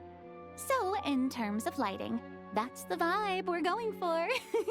Got that? Peruses an aquarium in a foreign land and gets swept up in memories. Shoot. Paimon thought there'd be a break and Centroni could slip away. What are we gonna do now? She'll just have to hang in there a little longer. break a leg. We will. Because I don't know what that meant for the lighting. Yep, we're headed off to shoot our next scene. Bye. I'm glad they're back. And Emily too. We haven't seen her since All right, she quiet came on out. set. We're about to start rolling. Ready, Miss Columbina? Actually, the only other time we've seen Emily was in the Mondstadt event with the drinks.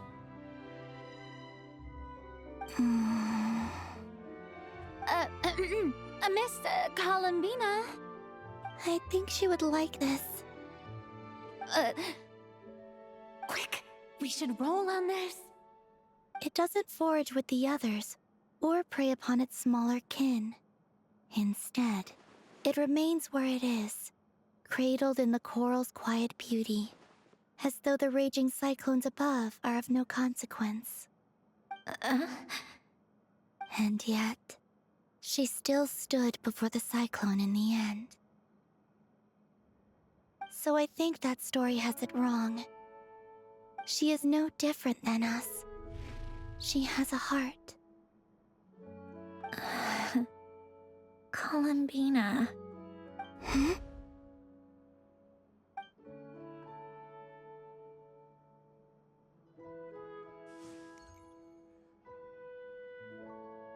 Uh-oh. Is she onto us?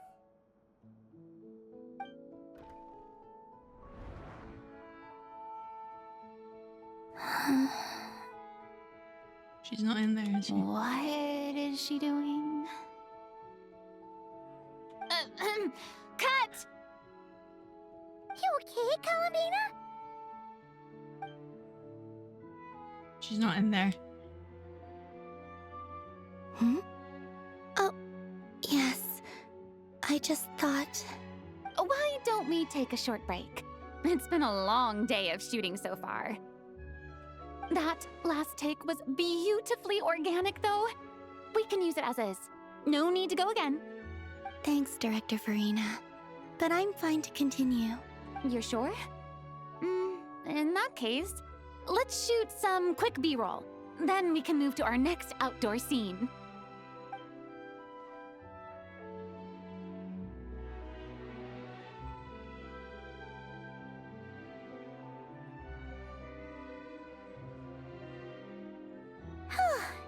We're in the clear this time. Ugh! Absolutely suffocating. You okay, Centroni? Right as rain. Of course. Come on, let's go check the test results. It's time for me to go home. Was she in the... Oh. It was in a box. Well, no, she was in this box when they were filming with Charlotte. Maybe she slipped out before Strange.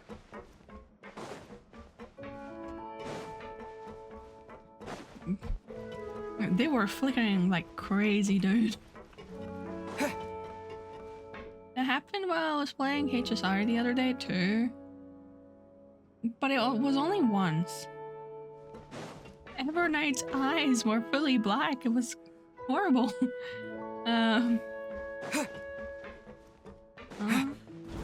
She's not in here. Huh? Where are we going?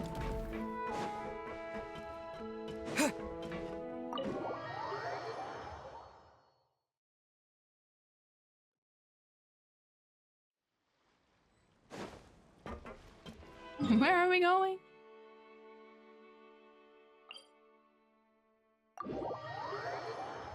Why not just teleport me like you did so many times before? I think we can just use this. Look at the boat. Bye, boat.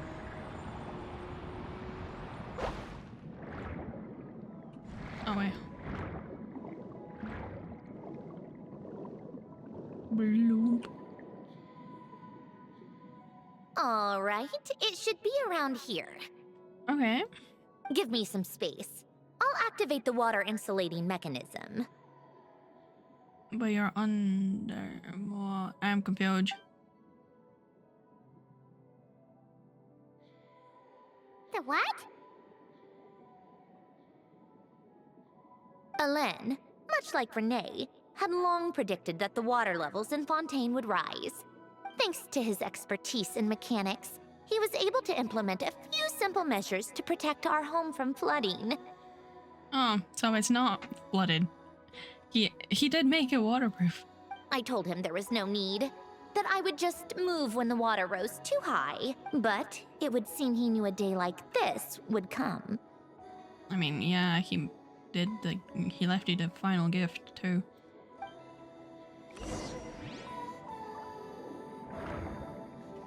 All right, the silt has been cleared away. Go activate the mechanism for the first sluice gate. That will fill the empty middle chamber with water.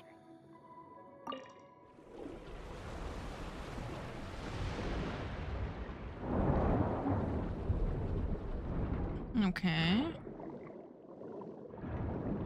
All right, now turn on the drainage mechanism in front of the second sluice gate, and this chamber will become empty once again.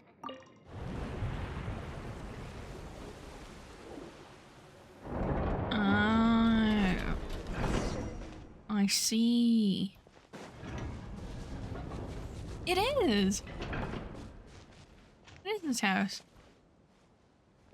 Actually, no. It's a different house.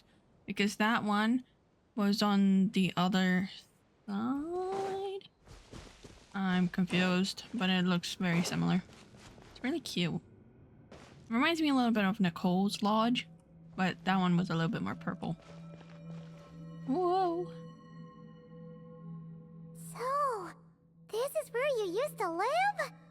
It's beautiful! There's even a garden! Back when I lived here, it was my job to tend to the potted plants and flower beds. Still growing strong even after all this time. Who would have thought? If the weather was nice, I would take Alain out in his wheelchair and we would go for a walk. Before long, we started bringing Polonia along too. Come to think of it, I was the only one who could get around easily back then.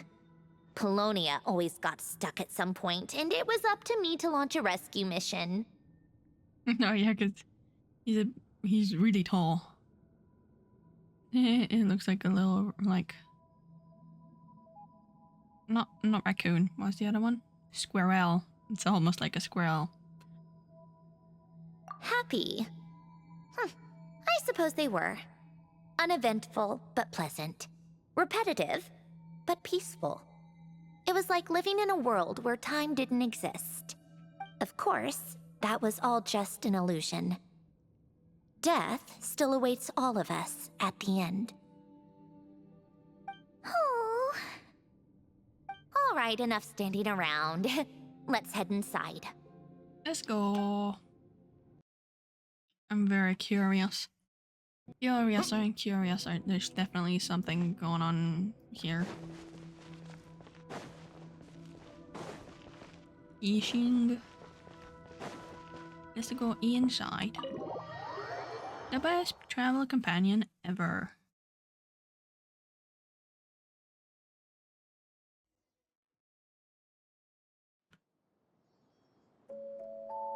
No. Yep, this place is exactly how I left it. Nothing has changed. Alright, Sandrone, I have something to give back to you. What is it? Your notebook. Huh? How did you get... Oh, Arlecchino gave it to you, didn't she? Yeah. And you... read the whole thing. Just so you know, a lot of that was written a long time ago. At that very desk, to be exact. Oh, look, there's a little thing. Anyway, since you've already read it, you should just hold on to it. I can always start a new one. True. Well, feel free to look around. I'm going to start looking for the gift Alen mentioned. It's this envelope. Oh, but be careful with the stuff around here. I'm not saying you can't touch anything. Just try not to choke on the dust. That's fair. Old notes. Yeah, the envelope. This little thing. A few old toys that appear to be math related. There's also some complex mathematical puzzles on the table. Oh, I played with these when I was little. During the first few months after I was created, I mean. At first, Alen and I would play together, but it didn't take long for me to become unbeatable.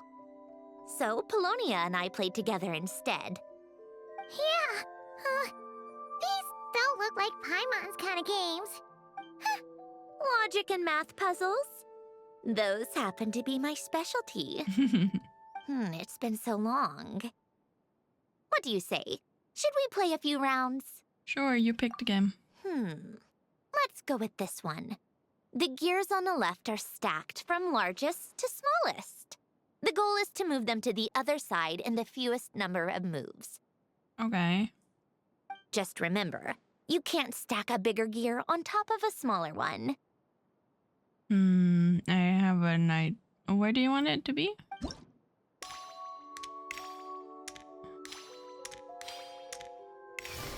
Okay. Looks like it took you a few extra moves. My first attempt was the same. You'll get better with practice. Well, what did you think of the game? It was fun. You showed quite a bit of promise, too. We should do this again sometime. There are other puzzles we could try. Okay.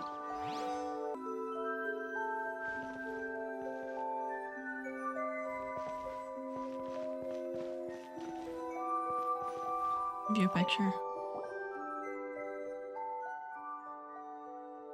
Ooh.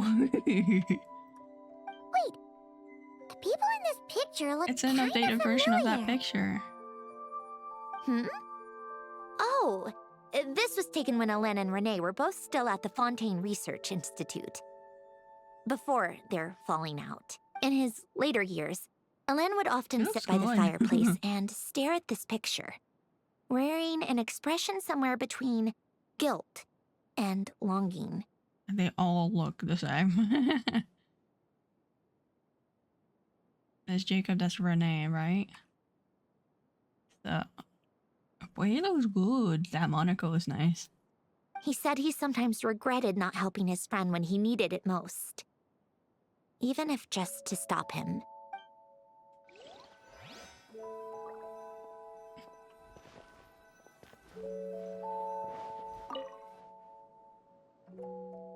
Some yellow pieces of paper and what looks like a letter.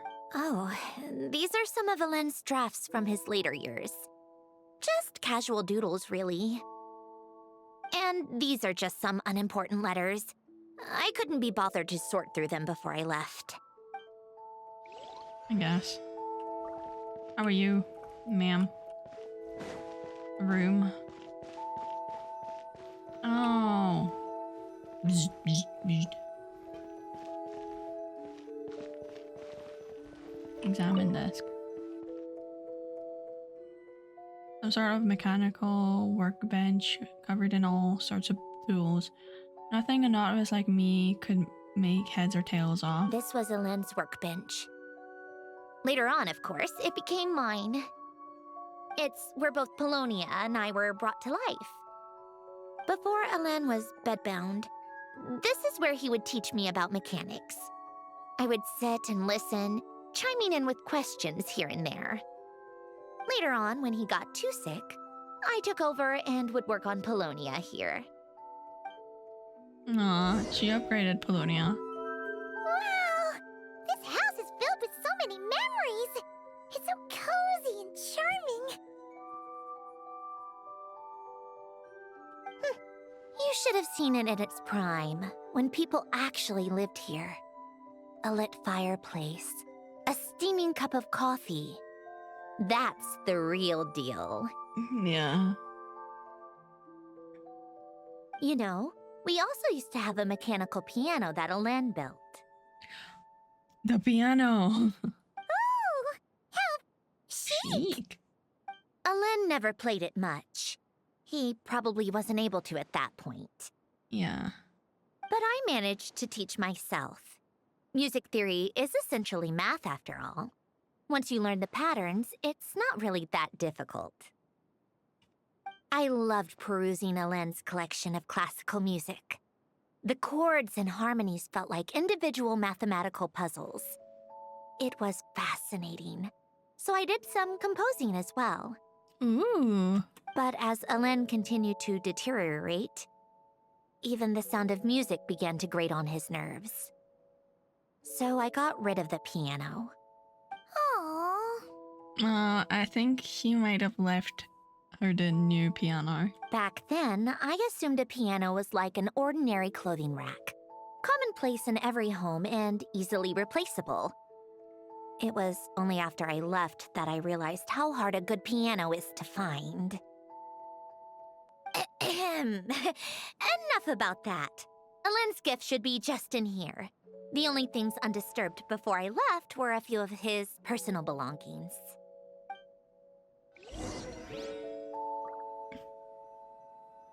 Elend's bedroom. Open the door.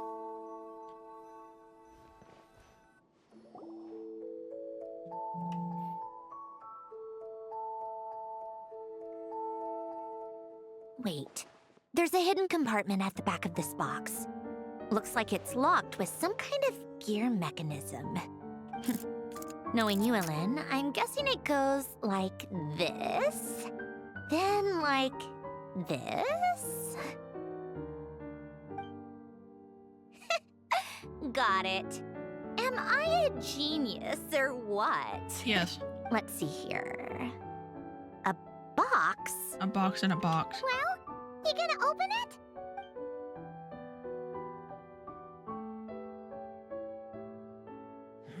It's heavier than I was expecting.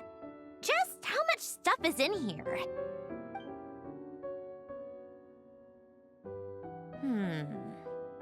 A letter? And a bunch of junk underneath it. None of it seems that important. It reminds me of Dea's dad's gift at the end of her story. Wait a second. This should be it. A cube? A cube? Oh no. It's a multi-dimensional algorithmic core. Elend would use it to store information.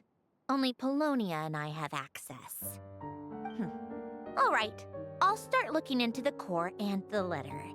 Feel free to go through the rest of the stuff and see if there's anything useful. Okay. Secrets. Okay. Hold on. There's another picture in here. This one has writing on the back. Aw, it's cute. A snapshot of you playing among the plants shortly after you were born. You seem to like these flowers a lot. May you grow and flourish just as they do. Aw, that's so sweet. Huh? Wow! Look how happy you are in this picture! You've changed a lot since then, huh? What's that supposed to mean? Just that you come off kind of aggressive sometimes. Or, you know, annoyed at everyone around you? Well then, people should stop being so annoying. It's not like I'm the one with the problem. You might be. Of course not. Right, Paimon? Oh, here's something else. Looks like a piece of paper torn out from somewhere. Today, I solved another math puzzle and made a breakthrough on a construction problem the Institute has been stuck on for years. Am I a genius or what? Is that her? No, wait, that's It's her notes. From now on, I should have people address me as Her Highness the Clockwork Princess, unraveler of all reason. Oh, she is cute. Nope. No more of that. I thought I tore this page out. Yeah, but he kept it. You wrote this? Then how did it get... Wait, there's more writing at the bottom. You seem to have developed a distaste for this particular entry, considering I found it in the trash. I'm sorry, but I could not help but hold on to it. Forgive me. Helen! He's so sweet to her. Don't be embarrassed. Everyone goes through a phase like that. Nonsense. I wasn't even the one who wrote that. It must have been Polonia. Okay, we get it, Your Highness. That's enough. I told you it was Polonia. Yeah, Polonia. Yeah. You know what? We're done with this. No more rifling around in the box. Aw.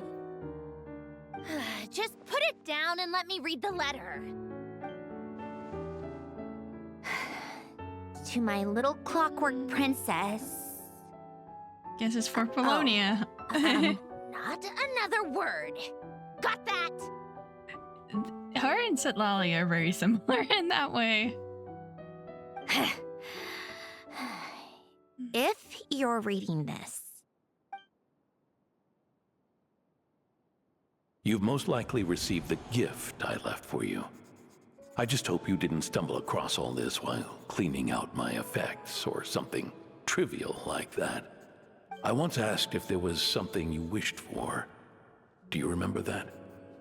I wonder if time has changed your answer. Regardless, I have another gift. A formula that will allow you to come face to face with the anomaly inside of you. If you even still call her that.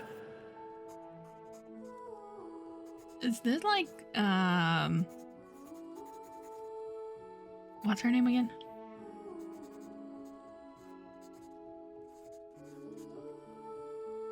Inefa.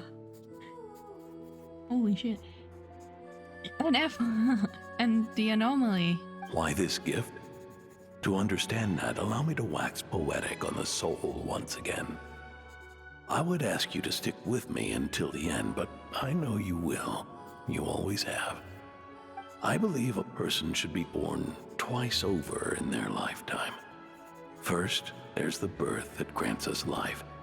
Then, the birth of the soul. It's a matter of transforming the life bestowed upon us into the life we choose for ourselves. And to do that, we must look inward. Aww. That's really cool. We must make a conscious choice to define the meaning of our life instead of allowing the happenstance of our existence to pass us by. This is the process of recognizing the soul that lives within us. You are my proudest masterpiece. I told you that long ago. But to me, you have never been a creation or a machine. A daughter. To me, You're just like the rest of us. You have a heart. In fact, some theories think of the human brain as nothing more than a machine, and thought the product of its computations. So you see, perhaps we're not so different after all. Your inner machinery is just far more advanced than most. No matter how one looks at it, the heart is a complex thing, a place where logic and reason collide with our emotions. Aww. Your computational capacity allowed you to become sentient and develop logical reasoning. But it also granted you something that, on the surface, might seem contradictory. Emotion.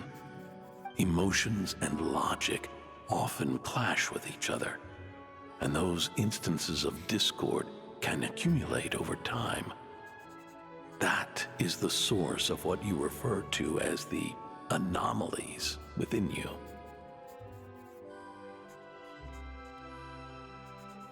As you told me once, you've always known what you don't want, yet you've never wished for anything in particular.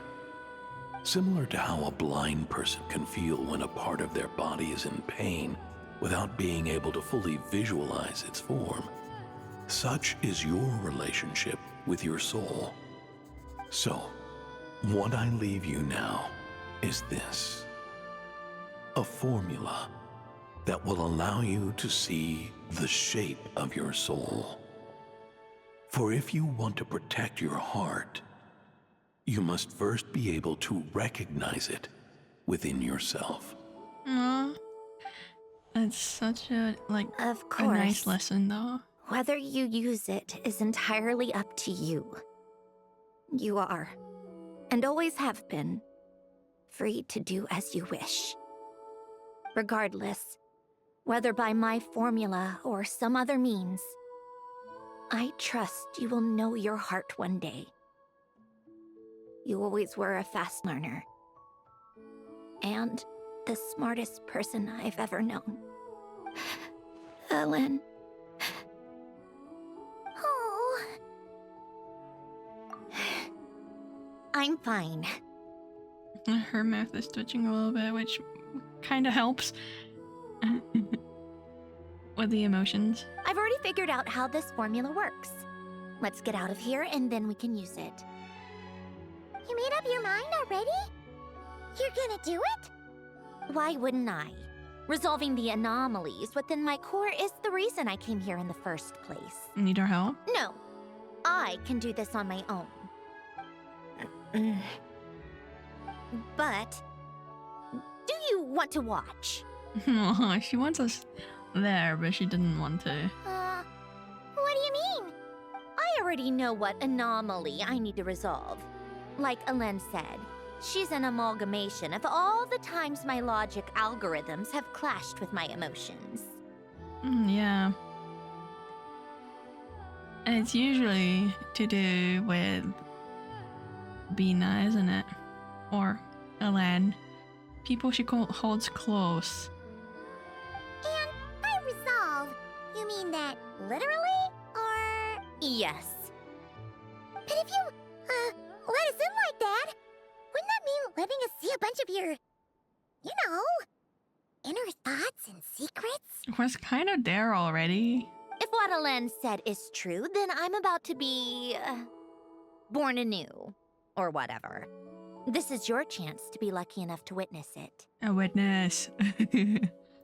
Besides, you already read my whole diary.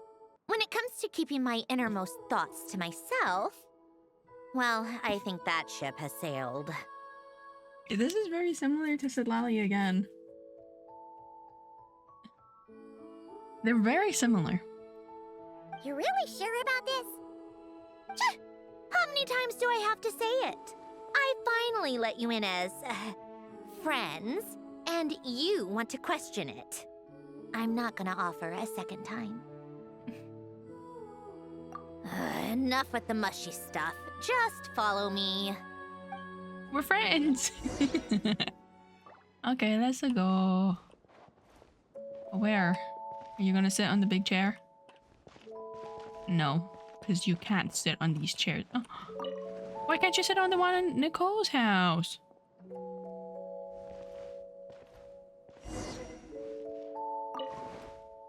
This is unfair. You can't sit in the one in Nicole's house, I don't think.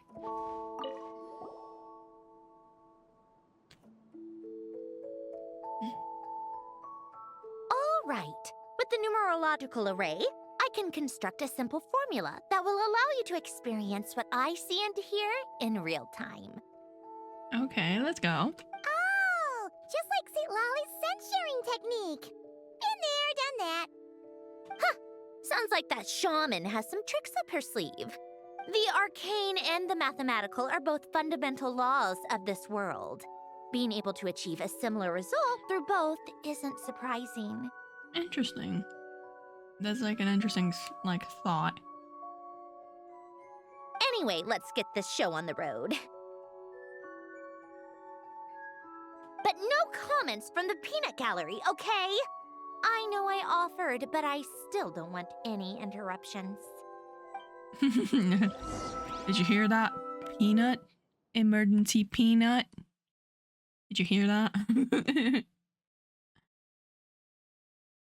Ooh, this is gonna be pretty.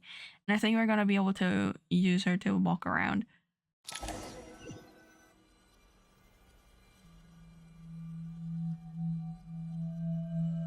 At least I hope so, because I haven't gotten around to doing this her my like heart? trial before she left. No, it's probably just the result of a lens formula. A space dedicated to resolving anomalies. Okay. Huh. But it looks like the walls are all... mirrors? Yeah, you have to look. You made it. About time. Marionette internal anomaly. Is that me? From the past? Yeah. You just spoke of anomalies. Well, here I am. What happens when emotion contradicts reason? Yeah, so this is her. That's why the outfit changed, probably just to make it easier to tell the story. And it's also the reflections mirror the past, but whatever the thing was in the initial Nod Krai trailer, like the language spoken, the future reflects the past or something like that. Shall we sit down and talk? You manifested a chair.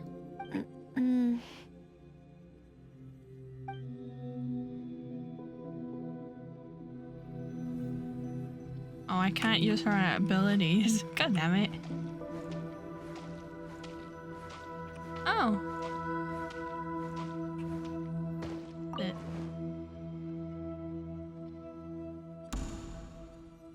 She's thinking. That should do it. Alan? Hello. My name is Alain Guillotin. Can you hear me? That's the first time she... Brings back memories, doesn't it? The time we spent here.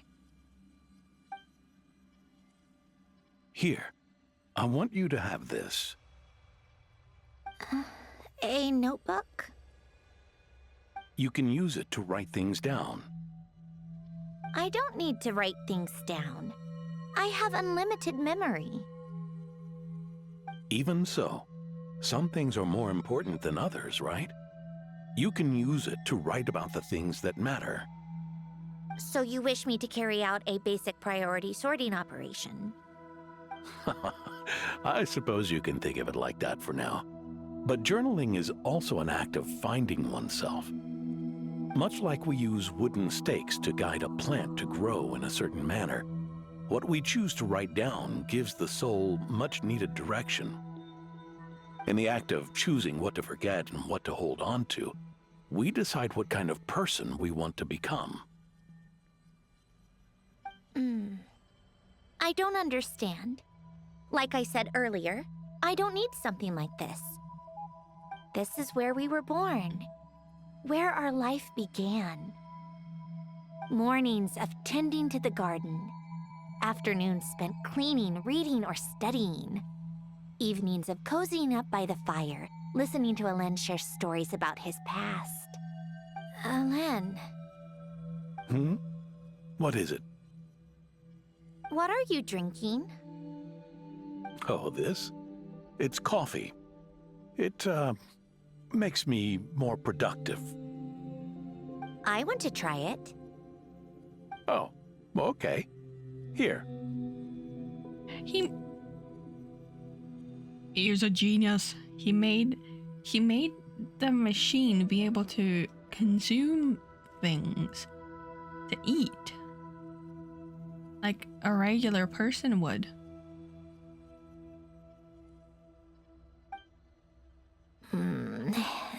Bitter. And taste. I mean, that's kind of what I was thinking with Inefa too. You can eat.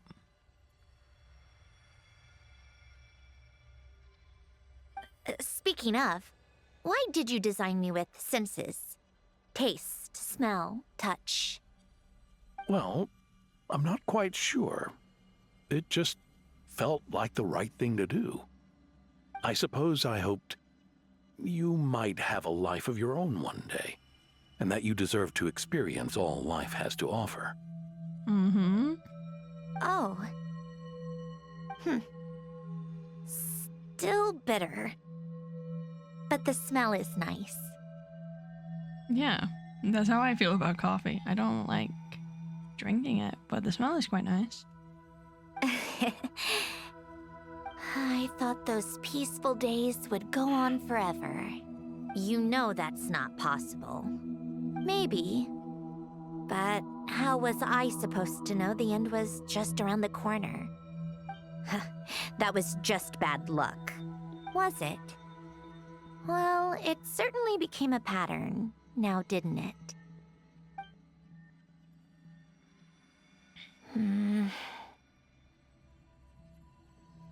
Is this the tea party with the Fatui? The people that kept dropping off? Alen, and then Senora, Capitano, Bina.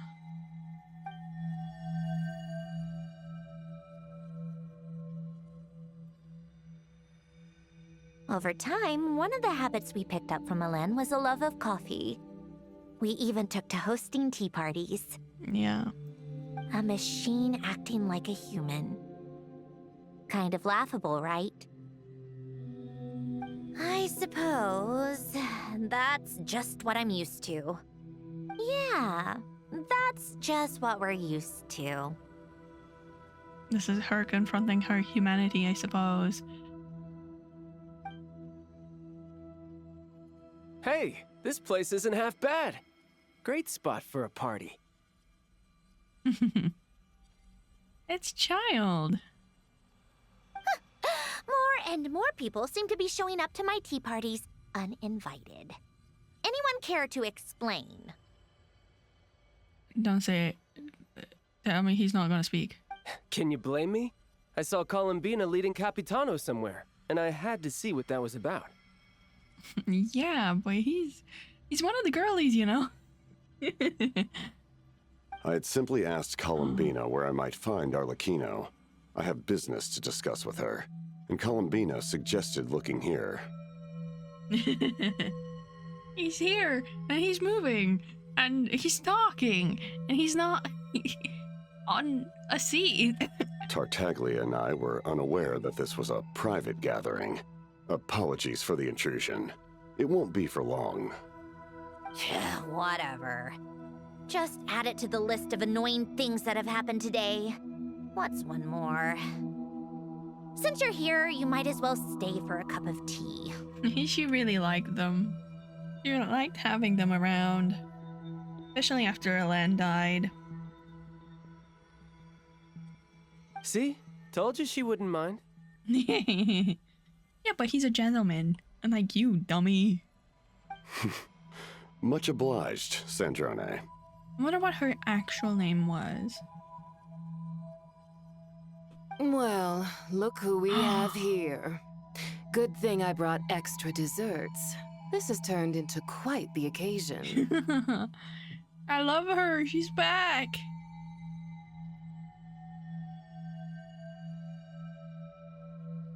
Capitano, I was just about to go find you. Oh, what a coinky dink. Sir, do not sit. Keep standing. Pardon the intrusion. Rest assured, I won't sully your gathering with talk of work. We can have our discussion later.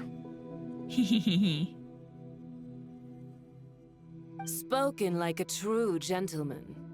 A certain unmannered 11th seat could learn a thing or two. What did I say? Same brain, senora, same brain. Hello, sir. Can I help you? You can open the door.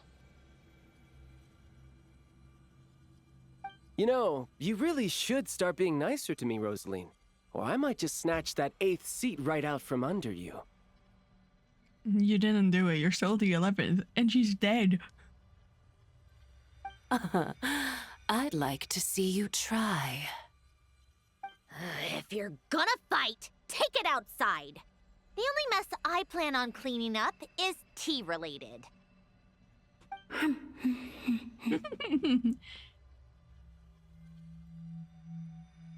I still don't understand how our quiet afternoon turned into such a crowded gathering. One by one, people just kept barging in.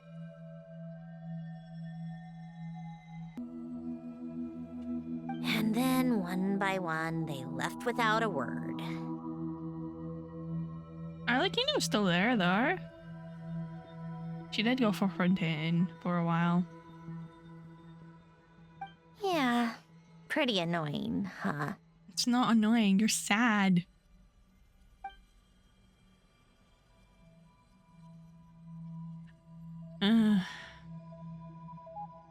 Oh no.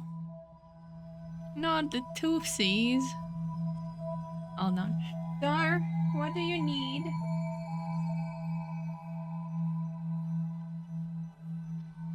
I'm not ready for that. I'm not ready to say goodbye to the Bina.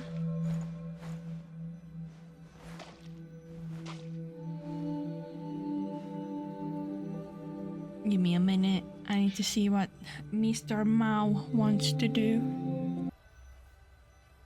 I don't think he's sure what he wants. So, we'll continue. Andrina. Of all my days with the Fatui, the times I spent with you, Arlecchino, and Rosaline, they were my favorite. Shut up! It's adorable. Mm-hmm. Goodbye, Sandrone. Goodbye, Sandrone. Bye. Oh, go back. This is the conflict. The anomaly. Don't go, Columbina. This is the anomaly. We should have just said that. Why didn't we? If we had, would the story have had a different ending? I mean, this one's pretty good. Kind of. She couldn't stay. There was no future for her here. She would have just faded away. You're right. I suppose that's why you call me an anomaly.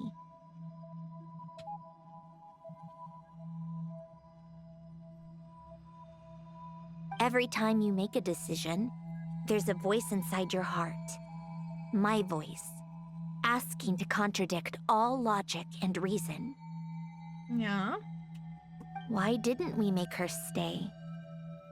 Is it worse to fight for something just to lose it? Or not to have fought at all? It's the same contradiction with from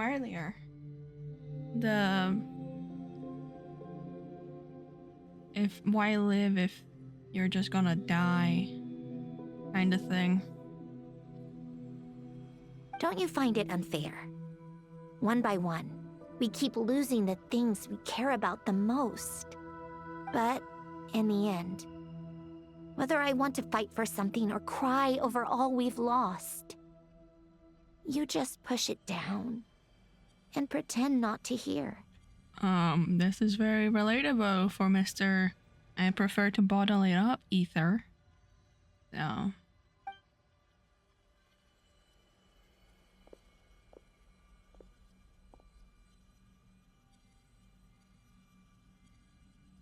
Polonia.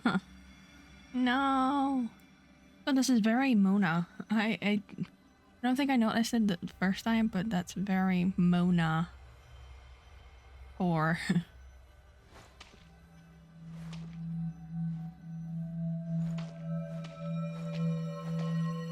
actually, before that, I'm gonna close the door.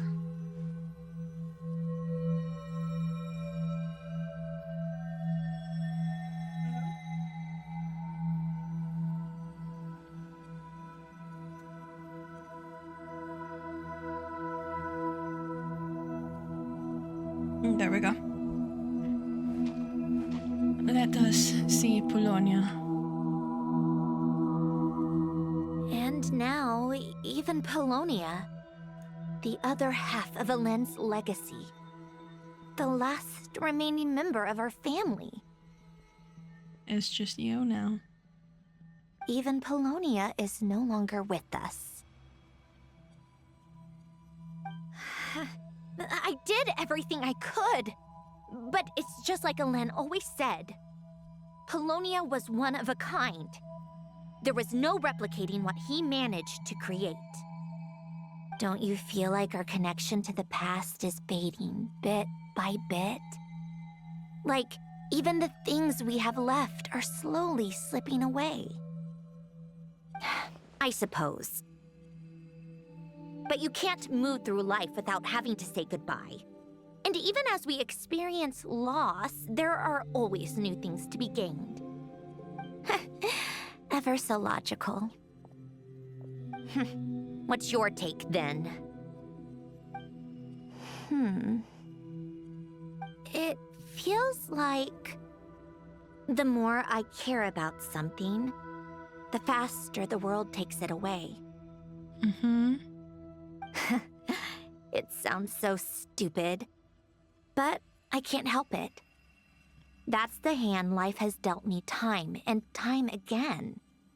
Why even fight for something that's just going to be lost in the end?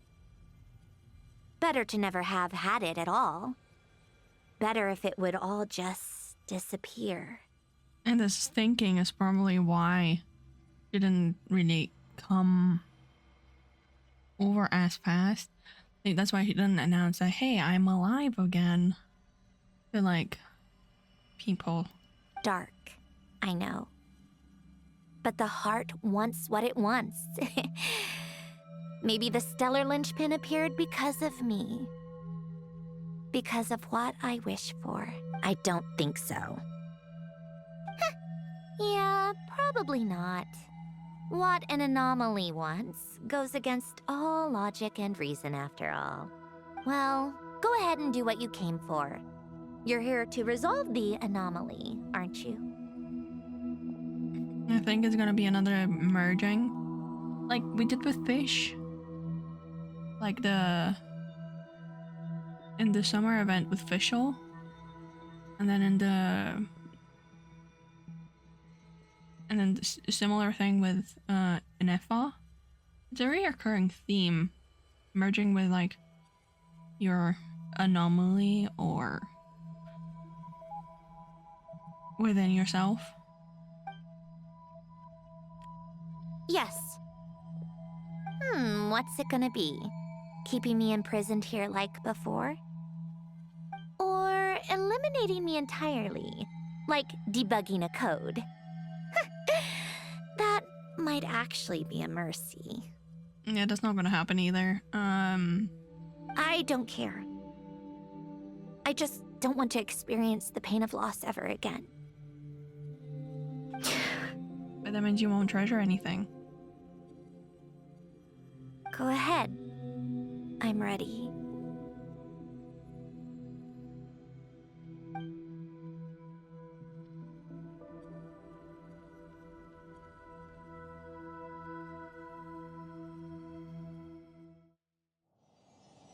Aww.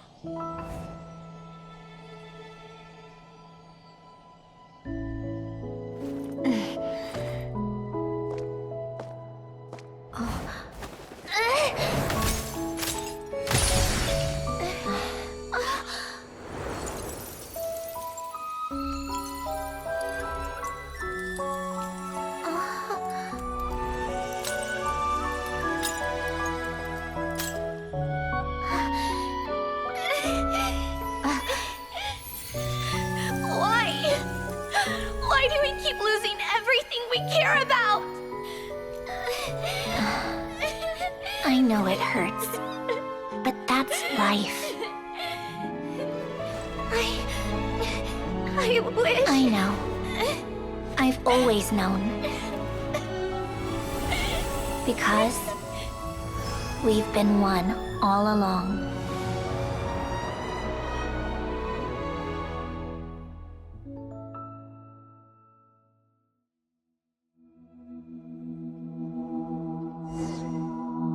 Damn.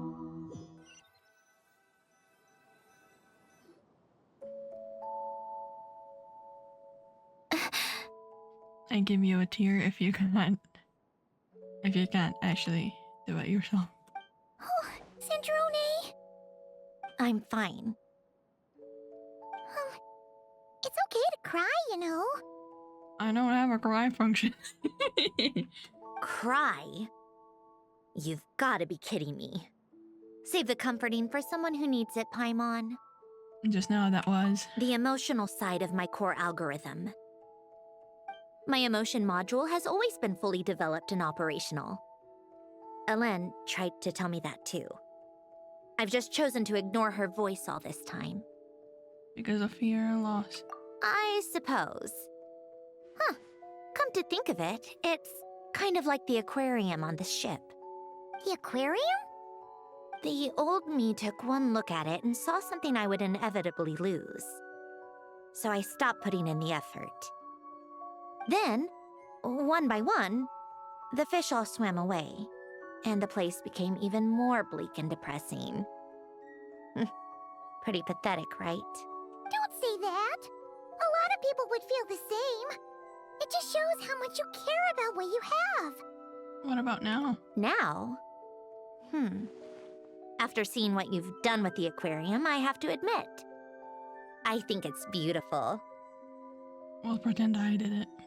It's like you said, we get to keep the things we gain along the way. And those are things that can never be replaced, because we choose to hold them in our hearts. Well said. Besides, I've already died once. I'd be stupid not to make the most of this second chance. About your wish. Right.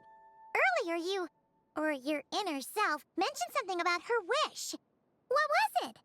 To see Bina, no? You think that's something you can just ask and I'll tell you? Think again. I may have accepted my emotional self, but I'm not about to go all soft and mushy on the inside and pour my heart out. Still the same old That said, taking a step in the right direction couldn't hurt. Starting with cleaning some old aquarium tanks of my own. Huh? Metaphorically speaking, I mean. Come on, let's head back to the ship. I need to talk to that shaman. Okay. Oh, is this a perma place now? Oh wait, I think it might be. Because the event is permanent, so...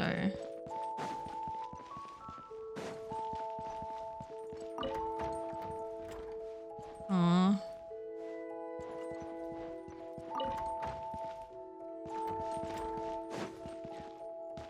Yeah, and then we can play that, but I'm not doing it. Like, I might do it on my own later, but...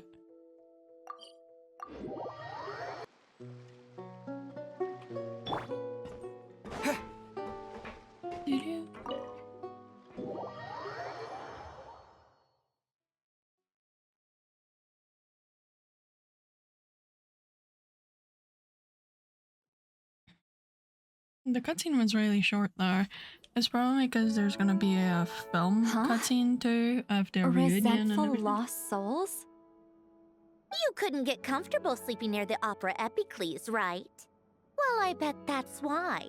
The Fountain of Lucine is where all the water in Fontaine gathers. So that's where the emotions within the water converge as well. Hold on. If it's souls we're dealing with, feeling uncomfortable should have been just the beginning. I should have been able to hear their voices or something.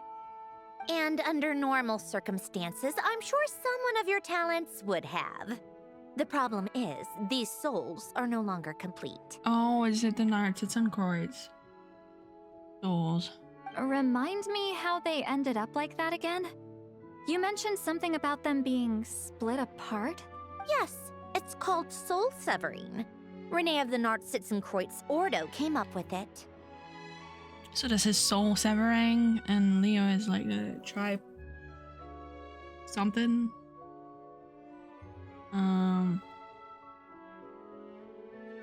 Something else, Magraho or something in Sumeru.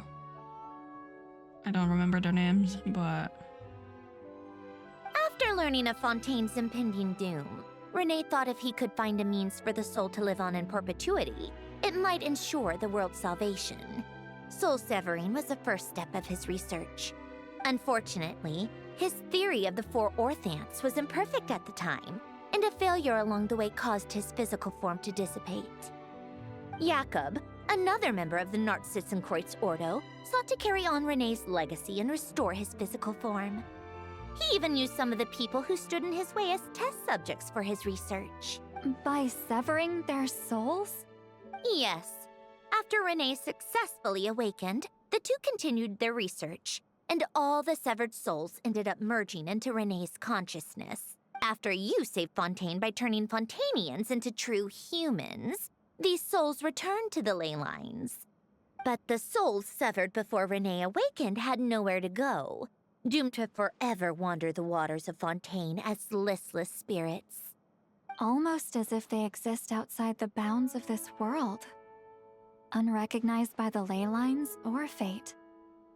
No wonder I couldn't sense them. Breaking free from fate was also one of Renee's goals back then. Yeah, Mr. Fate Man. Not only that, but over time, they began to fuse with other entities. Their inner resentment lured in all sorts of evil beings, which corrupted and defiled them into nothing more than accumulations of filth. Interesting. Is that similar to like the Sacred Sakura or something like that? But the full transformation must have been recent. Otherwise, the Udex surely would have noticed. Wait, no, he must know already. That would explain the underwater Melazine patrols. No wonder I kept running into officers from the Mara Chaussee Phantom earlier. In that case, let's go find Nervalette and we can sort it out together. No, not just yet. Why not? For one, the diplomatic castle alone would be a nightmare. Even though I haven't reported back to Snezhnaya yet, I'm not planning to leave the Fatui anytime soon. Okay. Besides, with me here, success is a done deal. Involving other people would just complicate things. Yeah, so bureaucracy, I guess. All I need is for Miss Lolly to help pinpoint the location of this monstrosity. Think you can do it? It's the Narcissan stuff, right? The guy we fought, but I don't remember how it ended. With my eyes closed. This is what I do. I'm a lot better at it than manning a desk, at least. But, how exactly do you plan on resolving this soul stuff? Even to me, there's no obvious answer. Seems pretty complicated, all things considered. Just trust me. I have the perfect solution. Okay. Oh, all right. If you're that confident, we'll follow your lead. Why the sudden interest in helping Fontaine with this, Androne? You never knew Renee and the others, right? Yeah, but they're connected, no? No, I didn't. And you're right. This problem has nothing to do with me. I wouldn't get within 10 feet of the Nartsitzenkreuz Ordo or its members. But, in his later years, Elen told me he regretted not helping his best friend when he needed it the most. He also felt sorry towards Marianne for being too lost in his mechanical research to look after her properly. If he were still with us, I think he'd do the same. He might have a few choice words to say about it, but even after everything, he wouldn't leave his friend's mess for someone else to clean up. Friends shouldn't hold grudges or leave behind regrets. Fixing what happened between him and Renee was one of his greatest wishes. All I'm doing is fulfilling it in his stead. You know, you really do seem a little different now. You mean everything that just happened wasn't for nothing? Why, thank you for pointing out the obvious, Paimon. Giving those aquarium tanks a good cleaning, huh? Just washing off the grime of the past. Turns out, a lot can build up after being ignored for so long. What's this about aquarium tanks all of a sudden? They go off on some grand adventure and what? Now they have their own private code? Stupid. All right then, Lolly. Tracking this thing down is up to you. Huh? Oh, right. No problem. You got this, Granny Eatsley! You! Come with me to Hotel de Boer for a drink. Right now. Why? Because I said so! I don't wanna. Miss Guillotin? I'll report back on the location tomorrow morning. Just need a drink or two first to bolster me up. Well, don't let me keep you. All right, you. Time to go. I've got scores that need settling. Huh? Yeah, that was a really nice animation, though. I'm glad they keep adding more. They keep getting like more refined.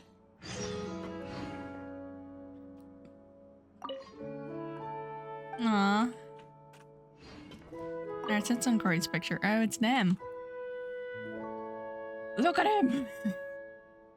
Listen, he may be an evil little man, but he's a man nonetheless, and he is pretty. Hello, Marionette. Listless, abandoned souls.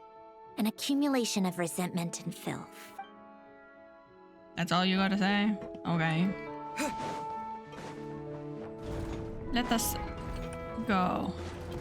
Oh, I guess we should go to Hotel de Boer. There's no fish in here. There's nobody here. Hotel de Boer. Then, yeah, I don't remember what side he's here. Hotel de Boer. He might be there.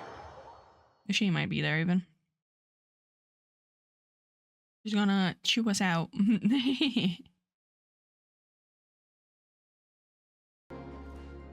Argalia. They're not here. God damn it, I don't know where else to look for them. I imagine there's other places where you can meet people. But I wouldn't know where to find them. I'm eepy. Time to meet up with Sandrone! Wonder if Lolly was able to pinpoint the location. Well, we should know soon. Let's just hope it all works out. Is that the third part, or...? I don't think it's the third part. Oh no, it is. Should we meet again, those we have lost, those we have kept? Complete the side commission Lost Masterpiece 4 for the best experience. Is that the... Is that the... Hold on. Hold on. Is that the... fish?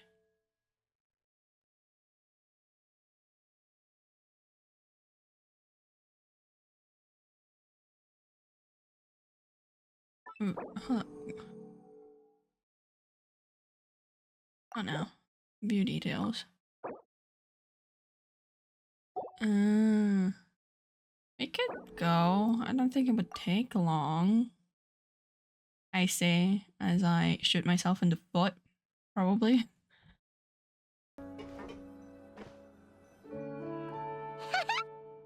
having a bunch of fun filling up this aquarium. Since Sandroni doesn't mind, we should definitely catch some more fishies and make this place extra beautiful. Hey, you two. Come over here. Huh? Is everything all right? Here.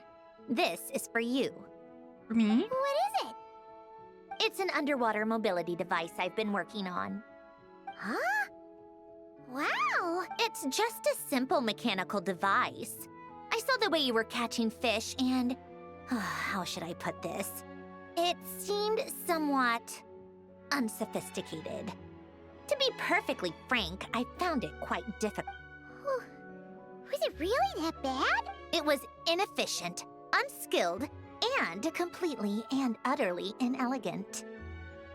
Sorry I made you subject to that. No need to apologize. Everyone has their own ways of doing things. But seeing as you plan to keep adding to the aquarium, it might be best if you use this device. The waters of Fontaine are home to more than just harmless ornamental fish. There are plenty of predators who could do you some real harm. This device will not only help you fish, it'll also help you flee. All right. Oh, and if you're going for a swim, go now. And don't forget to tell me what you think of the device. I can always make more adjustments if you have any feedback. Okay. Let this be quick. Let this be quick. Yeah, we're not gonna continue. Sure, it would be a very pretty aquarium. It is what it is. We're gonna continue with this. Let's get back on to the quest.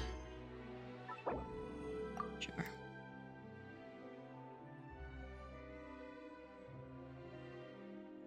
Entering focused experience mode. Focused experience, focused experience. Go to the deck.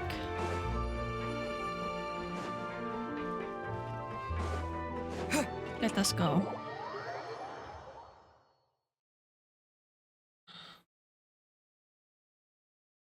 Ooh. Fancy.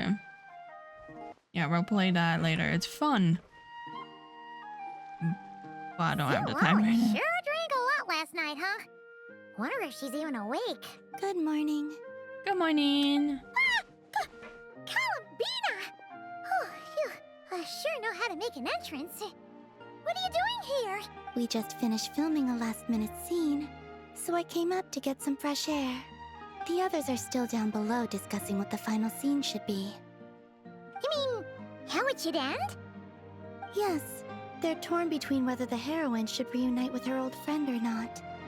Ah, because the whole point is that she came to her friend's homeland to search for her, right? Oh, Paimon almost forgot the plot. Yeah, the plot is not very apparent. Yes. Director Farina and Miss Chiori think a tragic ending where the two never meet would be more poignant. Poignant. But Director Xavier thinks having the two reunite would make for a more touching and heartwarming ending. What do you think? Me? I'm not sure. On a personal level, of course I want to see her again. Of course I want to experience that moment where we reunite. Even if it's just for the cameras. But that means an actor would have to take her place. And that makes me feel... Oh. Just sorry about that for now. Huh? Yeah, don't look so worried. Making a film is supposed to be fun. But besides, it's all gonna work out. You can trust Paimon on that. Oh, are we gonna nudge Farina and be like, hey, we know that friend, and this is gonna be like a genuine reaction. Work out. How?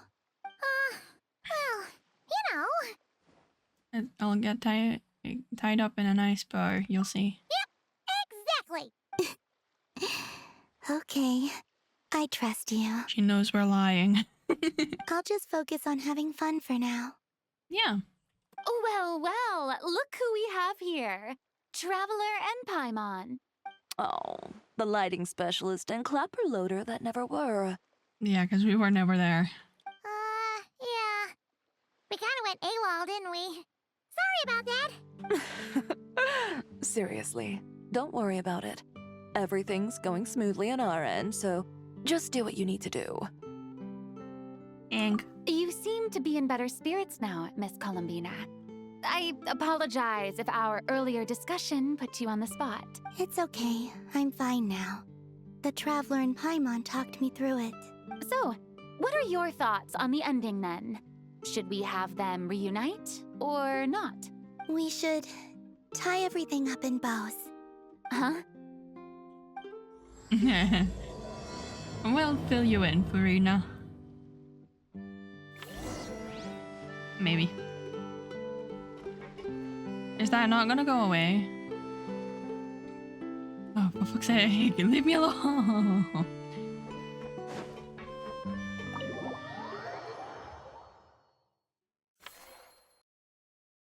Lolly, we're here. Oh, right on time. Hello. Oh, yeah. We weren't the ones who drank our weight in alcohol yesterday. Oh god. What? Are you suggesting Granny can't handle her liquor? It takes a lot more than that to get me drunk. Really? 'Cause, you stopped making sense after a while. Did I? Huh. News to me. I didn't say anything too crazy, I hope. She definitely did. Let's see. You spent half an hour bad-mouthing Auroron, half an hour complaining about work, an hour talking about light novels, and, Paimon kind of fell asleep after that. Oh god. Are they gone? Oh, the crew? Yeah, we bumped into them on the deck, but they just left. Wait, but now that everything with your core is sorted out, what's stopping you from seeing Columbina? She misses you a lot.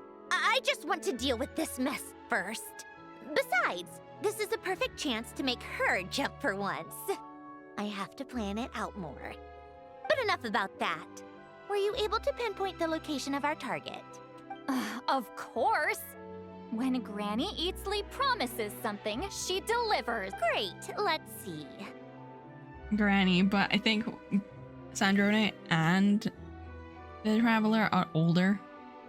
And probably Paimon too. Morte region. Wait, this is the Tower of Gestalt. Yeah. The place the souls were severed. Is that the source of the resentment? Or is it the Narzizenkreuz Ordo in general? Let me come with. This thing's movement isn't fixed. If it's not at this location when we get there, I can use a ritual to summon it. You've already gone to more than enough trouble. I don't mind. These old bones have nothing better to do anyway. Summoning a spirit isn't going to do me in. Besides, if I don't go, they'll just have more inside jokes I can't join in on. All right then. I appreciate it. There's no time to lose. Let's head out. She's like, I'm gonna make sure y'all aren't holding hands. Oh. Columbina. That is underwater. I wonder if you didn't do the quest, would it be underwater?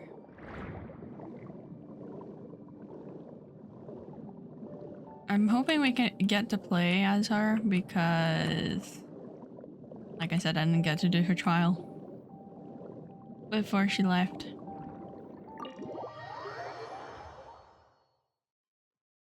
Whoa. Huh, no sign of it so far. Should I start the summoning ritual? Let's drain the water from this floor of the tower first. It'll make it easier to move around. Wait, we can do that? Of course. Alan and Renee both saw the future that awaited Fontaine and even shared a few methods for waterproofing buildings. The principle behind it is, not important. Just unlock the mechanisms in the order I tell you. They both like to yap. They're very similar, actually.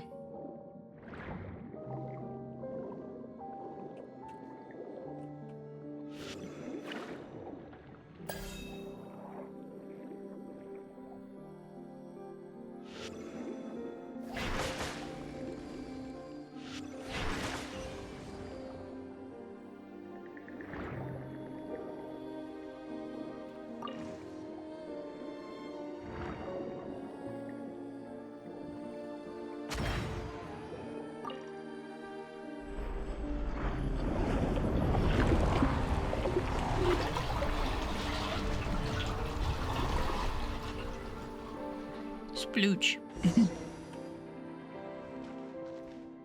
Oh yeah, no, we can't go anywhere. Sorry. Why are we That's why we're Electro. I've never used Electro either. Wait for Celani to start the ritual. Where? The door. Oh, there's still water on the floor? Or glass? Ready? Yeah. When this thing appears, I'll try talking to the souls inside. But more than likely, they've already been driven to madness.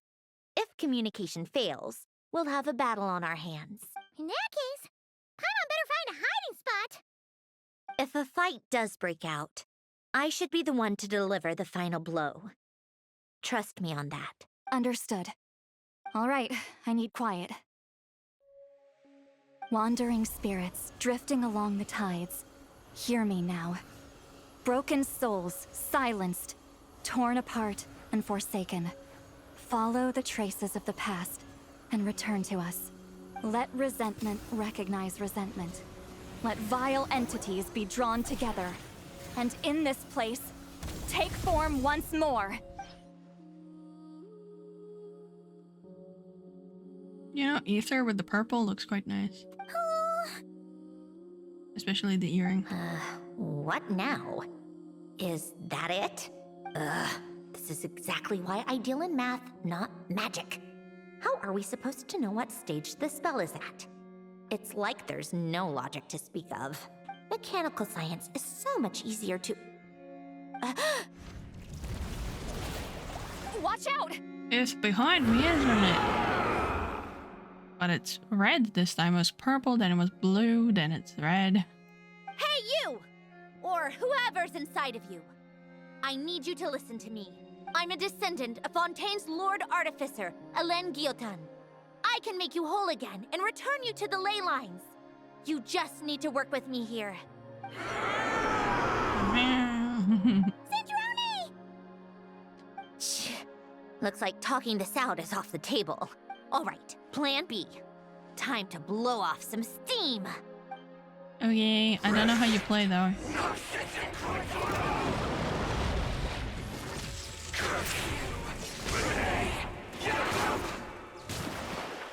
You're cursing out the wrong person.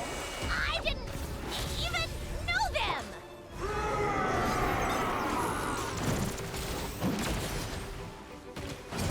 Tiresome. Yeah.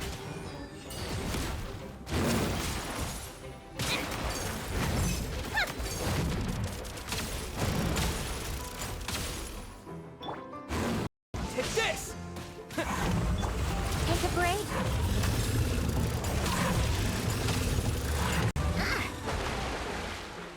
This isn't working. I don't know what to do, but okay. You two! Time to... What a joke!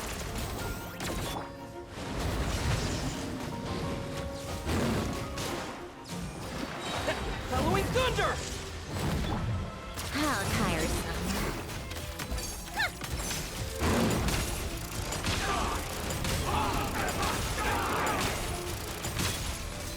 Most of them already did. But you still have a chance to return to the ley lines and reunite with your families. Just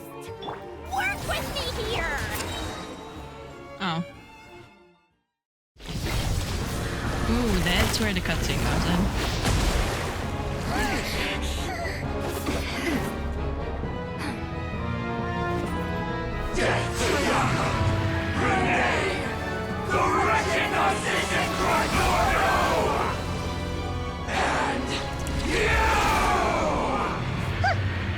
I told you I'm not like them.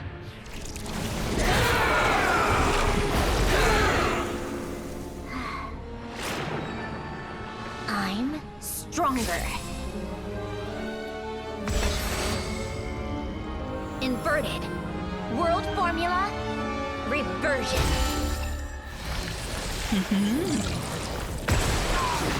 Oh, look, it's them. It's the people. She turned them back.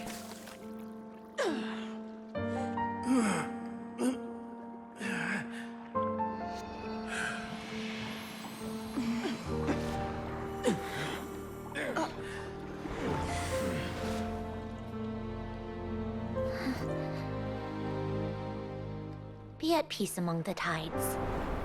Lost souls. The sun underwater. Is it over? Yep, told you it'd be a piece of cake. How did you do that back there? That creature was nothing special. Add a bunch of souls with nowhere to go, a touch of malicious energy, a few impurities, and a whole lot of resentment. And that's what you get. All I did was separate the original souls from the rest of the filth, allowing them to be accepted by the current rules of the world. The principle behind the world formula is divergence. Starting from a point of origin, it deconstructs and reconstructs the possibilities of the world to find certain answers. So, it would follow that reverse calculating the world formula allows us to achieve convergence and restoration instead. Using a numerological array, I was able to do just that. It's similar to the concept of homological reduction in mathematics. I reduced them to the basic fundamental essence of their being without changing their underlying nature. Uh-huh. Ether understood all of that. That meant... never mind. Judging by all the blank stares, I'm guessing you don't actually care. I think I finally understand how Outlanders feel when I ramble on about shaman stuff. Point is, it was super impressive. You really are amazing, Sandrone. You're just realizing that now? Nothing less from the unravel of all reason. Oh no, Sitlali's gonna go. Ahem. Enough about that. We should get going. I'll go reset the mechanisms inside the tower. See you back on land. Ether just knows what buttons to press to piss them off. Both of them.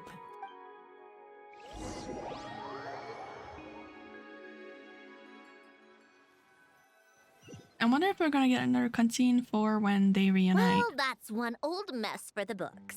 Glad to have that over and done with. Feels nice to do a good deed every once in a while. You helped everyone out a bunch in Nod Krai, too. Kinda seems like you're just a good person at heart. I wouldn't be so sure. I'll be heading back to the Fatui soon enough. You two are too trusting sometimes. Well, at least we can trust you, right? Fine. Just don't say I didn't warn you when it comes back to bite you. Well, where to next? Back to the ship? Yeah, your personal business, the Narcitsan thing, it's all resolved. That means you can see the people that need seeing now, right, Sandrone? Oh, everyone's gonna be so happy you're back! You wouldn't catch me dead admitting to this before, but... yeah, I really have missed everyone. Columbina's a special case, though. This time, I'm definitely getting her back for all her annoying antics over the years.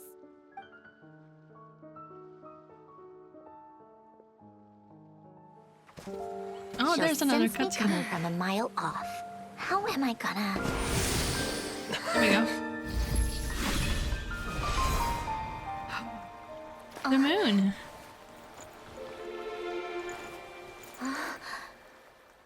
Bina's like, I knew it. Oh no. So Is cute. it really you? You're back? You didn't tell me. You avoided me. Why?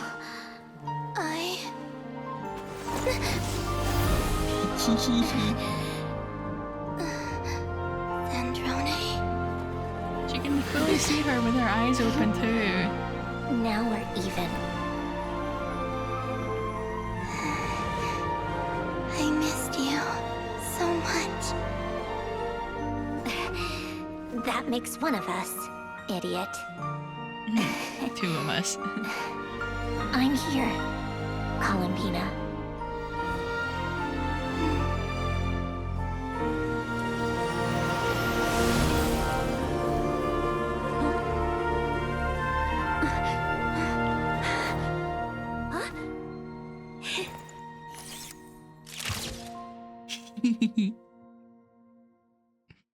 Did you bring her in for the fucking movie?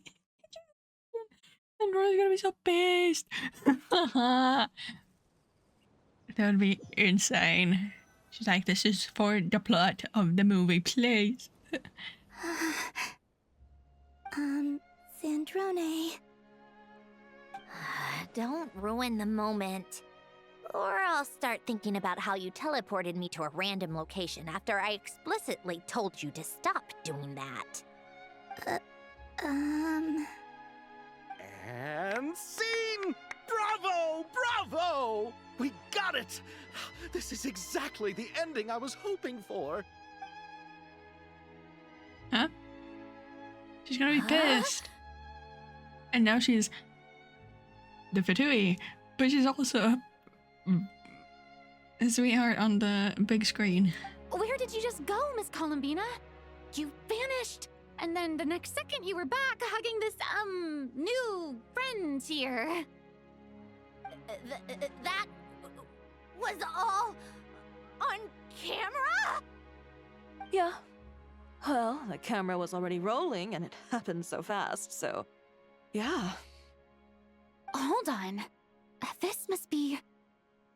Yep, my best friend. The one I was looking for. I never thought I'd actually get to see her again. I'm just so happy. Plus, the film got a happy ending too. It's all thanks to you, Sandrone. Sandrone? You couldn't stop being annoying for 1 second? Columbina! Oh, this is great. Hold on. Wee. I'm just gonna keep them shaking for a little bit. And they keep going. Yeah, what is this skit? That was incredible. That was really good. The moon and the things, that kind of means that Columbina would take Sandrone and teleport her around, wouldn't it? The film. Credit. I can't read any of these.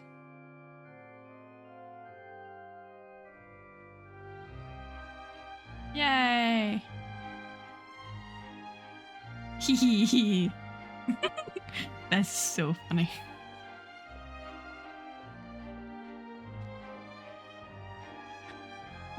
Oh, this poster's so cool. And that one too. As expected, going to the opera house is the true way to enjoy a film. You get to see the audience's reaction in real time, too. The endings seem to be received quite well. I can't believe you let us include that in the final cut, Sandrone. You even agreed to help us reshoot a couple of shots. Thanks a million. Most of it was caught on camera already, so it's not like I had much of a choice. Besides, the film I'm in is going to be anything less than perfect. What are you laughing at? Nothing. It was just interesting to see us on screen together. I'm glad this moment is going to be preserved forever. Aww. Just a pity we didn't take home the Farina Award this time around. Well, Artistic films can rarely compete with commercial ones. You should have prepared yourself for this the minute you changed the script. Yeah, that means day one. The prologue. Oh, did I hear someone mention the Farina Award? Come on, don't gloat. Yeah. I won't. Our crew winning the Farina Award was a team effort after all. Costume design, script adaptation. Ooh, and the practical effects were so realistic. The flames and explosions even made me jump. A lot of the effects were based on actual items the Special Patrol confiscated from criminals. Who knew they'd serve another purpose, right? But it turned out amazing! Really brought the thrilling scenes from the novel to life. Fontaine's film industry is seriously impressive. Which film did you vote for, Silali? Isn't it obvious? Great Detective Hurlock, of course! That's the whole reason I'm here! You all should be proud, though. A lot of critics are saying really good things about your film, too. Longing and loss, searching for something even after it's gone. It's a film that makes you think about life and how important it is to explore those themes. Well, that is what the art of storytelling is for. Watching a film with friends is so much fun! There's so much to talk about! Ooh, let's throw a celebration later then. We're all old friends. Oh, we could find a place and chat to our heart's content. How about the Wingalette? That's perfect! Friends and family are more than welcome too. So if you want to bring people, don't... You all can head over first and make yourselves at home. I'll bring over some refreshments in a bit. Oh, she wants to throw a, like, tea party with new friends. I just have one more stop to make first. Can I come? Us too? Fine. Not like you'd listen if I tried to stop you. We would have, but don't tell me it's the grave. What the fuck are we? Underwater, let's go. No, that's a different. Anna pauses. Anna pauses. Where are we going? Lower down. Oh, I think we are going to Anna pauses. Just to be in the... Oh. Never mind, different place.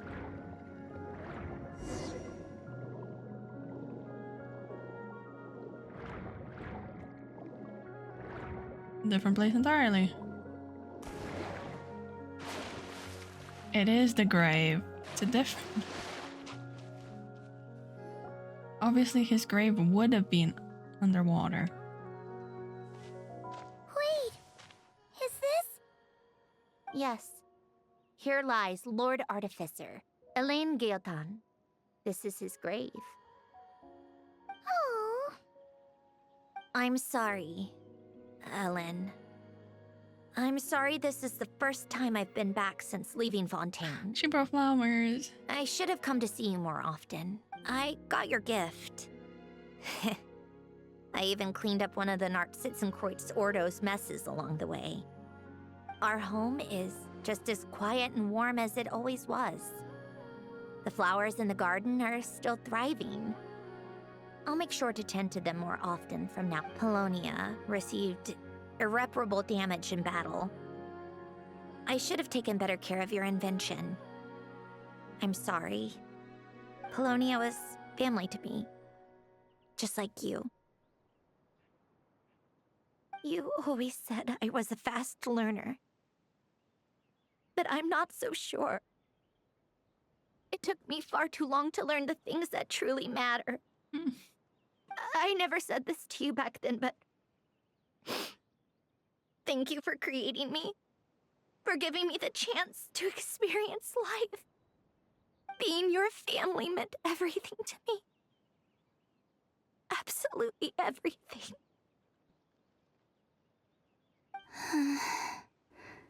Can I say a few words as well, Sandrone? Don't need my permission. Hello, Mr. Guillotin. I'm Sandrone's friend. You don't need to worry. Sandrone is doing great. She's got her thingy off too. Not only is she a brilliant scholar, she's made a whole bunch of friends too. And she takes great care of them. As if. She'll never admit it, but she's always there when her friends need it the most. I wouldn't even be here without her. So, if she ever needs help, her friends will be there in a heartbeat, including me. That's what best friends are for. Columbina. This is so sweet. What else? Oh, she likes drinking bitter coffee, listening to piano music when she can't sleep. Turns out she even likes giving hugs. No, wait! Don't tell him all that! He already knows. Huh? I don't understand. I didn't think you'd want to hide things from him. Well, yeah. But there are still things I don't want to say. Okay. I'll come by myself and tell him for you then. That's not what I meant! All right. Enough with the speeches. If no one has anything else to add, let's just leave it there. I wonder where the piano is. Should we say a few words too? Kinda seems like Columbina said it all. Let's leave a flower. Oh, great idea! What kind of flower did we leave? Aw. That's Columbina's.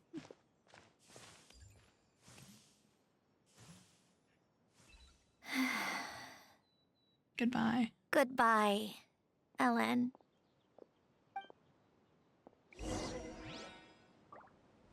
Wait. Yeah, and we left, let's put a little marker. Let's read that epitaph. Eliza Langiatan, founding director of the Research Institute of Kinetic Energy, Engineering, White Cavalier of Protection, Lord Artificer. May the waters protect his soul, may he be troubled by suffering no more.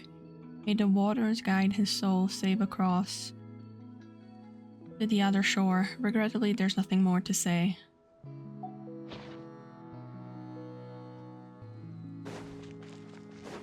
Return to the winglet. Not the crabs, dude. This thing is not gonna let me go, is it? This, like, bud thing. Until I actually do it. You made it! The party's already started. Oh, but, you didn't bring anyone else along? I thought you headed out to invite some friends. The boys and the police! We did invite a friend, actually. She'll be here soon. She's even bringing some desserts to have over tea. You should join us later, Miss Farina. I like Kino. I mean, she's bringing the 16 slices a day cake. Like always. But Farina's not gonna enjoy it. I do love a tea party. Then don't mind if I It's do. coffee.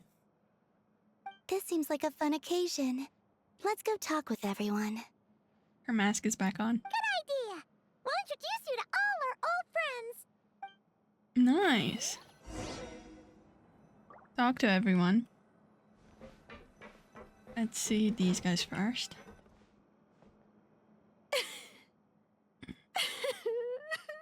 What a dream come true!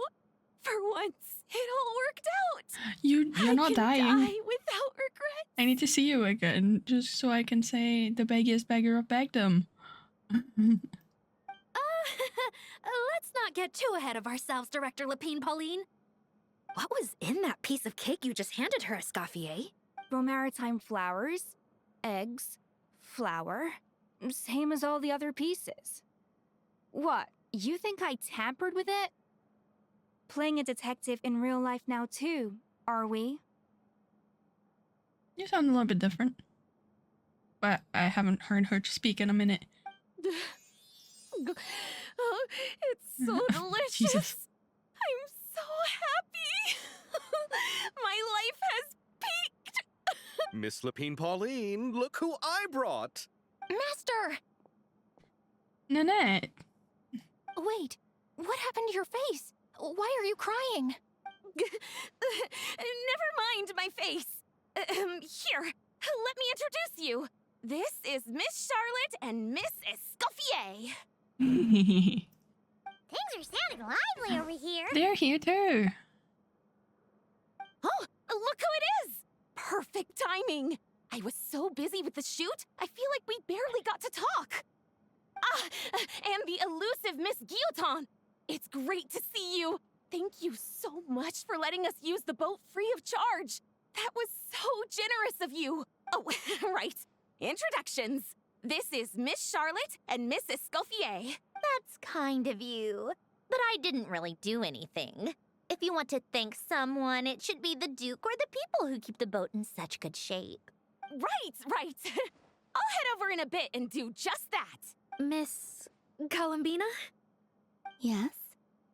Could I interview you sometime? I'll treat you to some gâteau de bord for the trouble. There's only a limited amount available each day. Oh, but it's an absolute must-try when you're in Fontaine. Alekina already gave her some, I think. Oh, sure.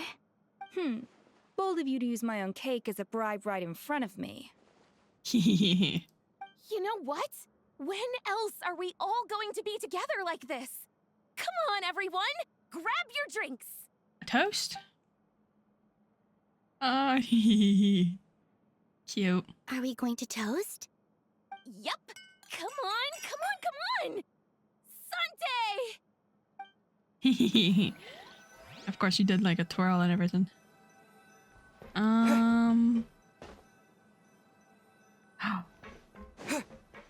It's Veronique and Baptiste and Paisley. Wait a second. Mr. Baptiste and Veronique! You're here! Friends of yours?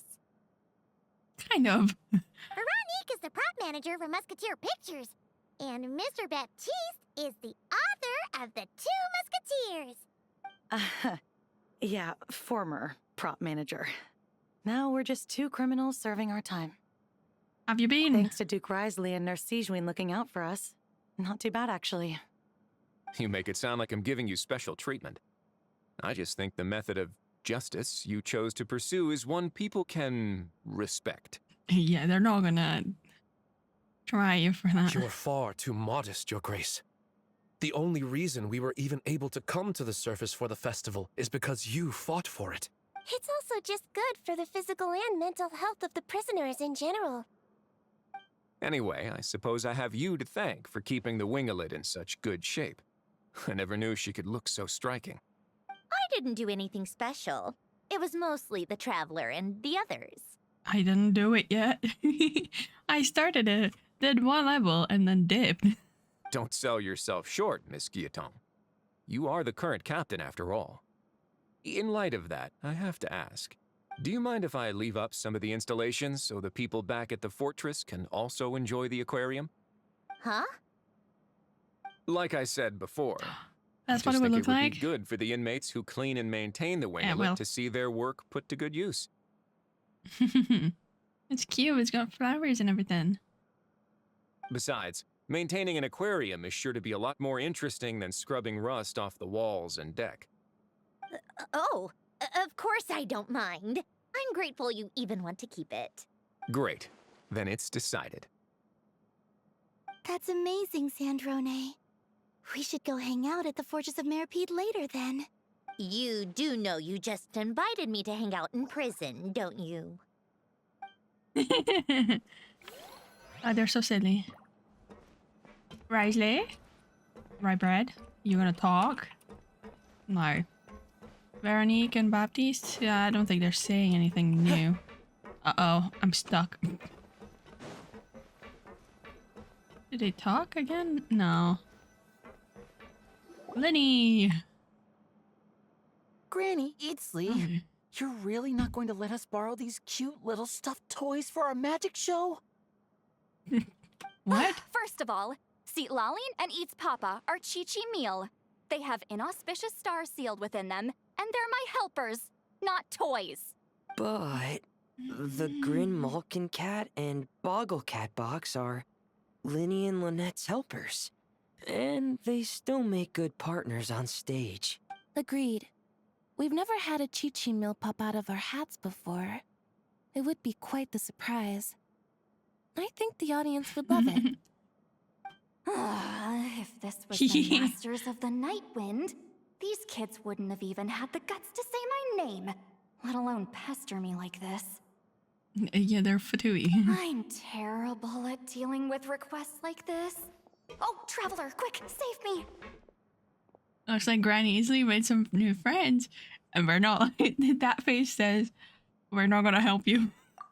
You think you're so funny.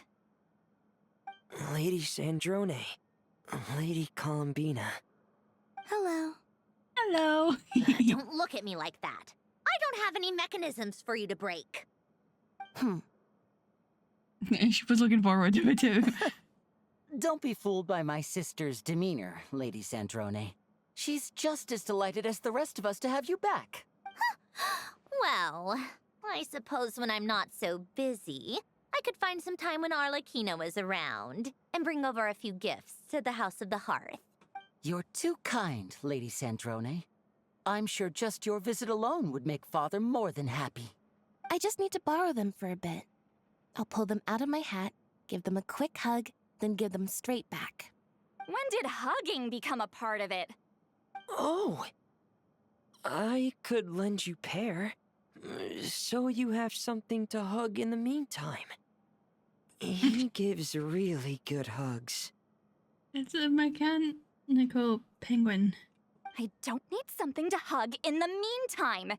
The issue was never the hugs. How about this? You can have 2 VIP tickets right next to each other. Excellent view. Right next to each other? And she's considering it.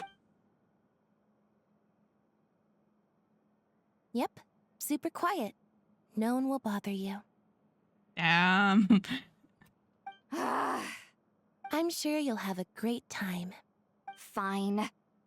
Bribery works. Who invited you guys? So we need who do we have? Nouvellette.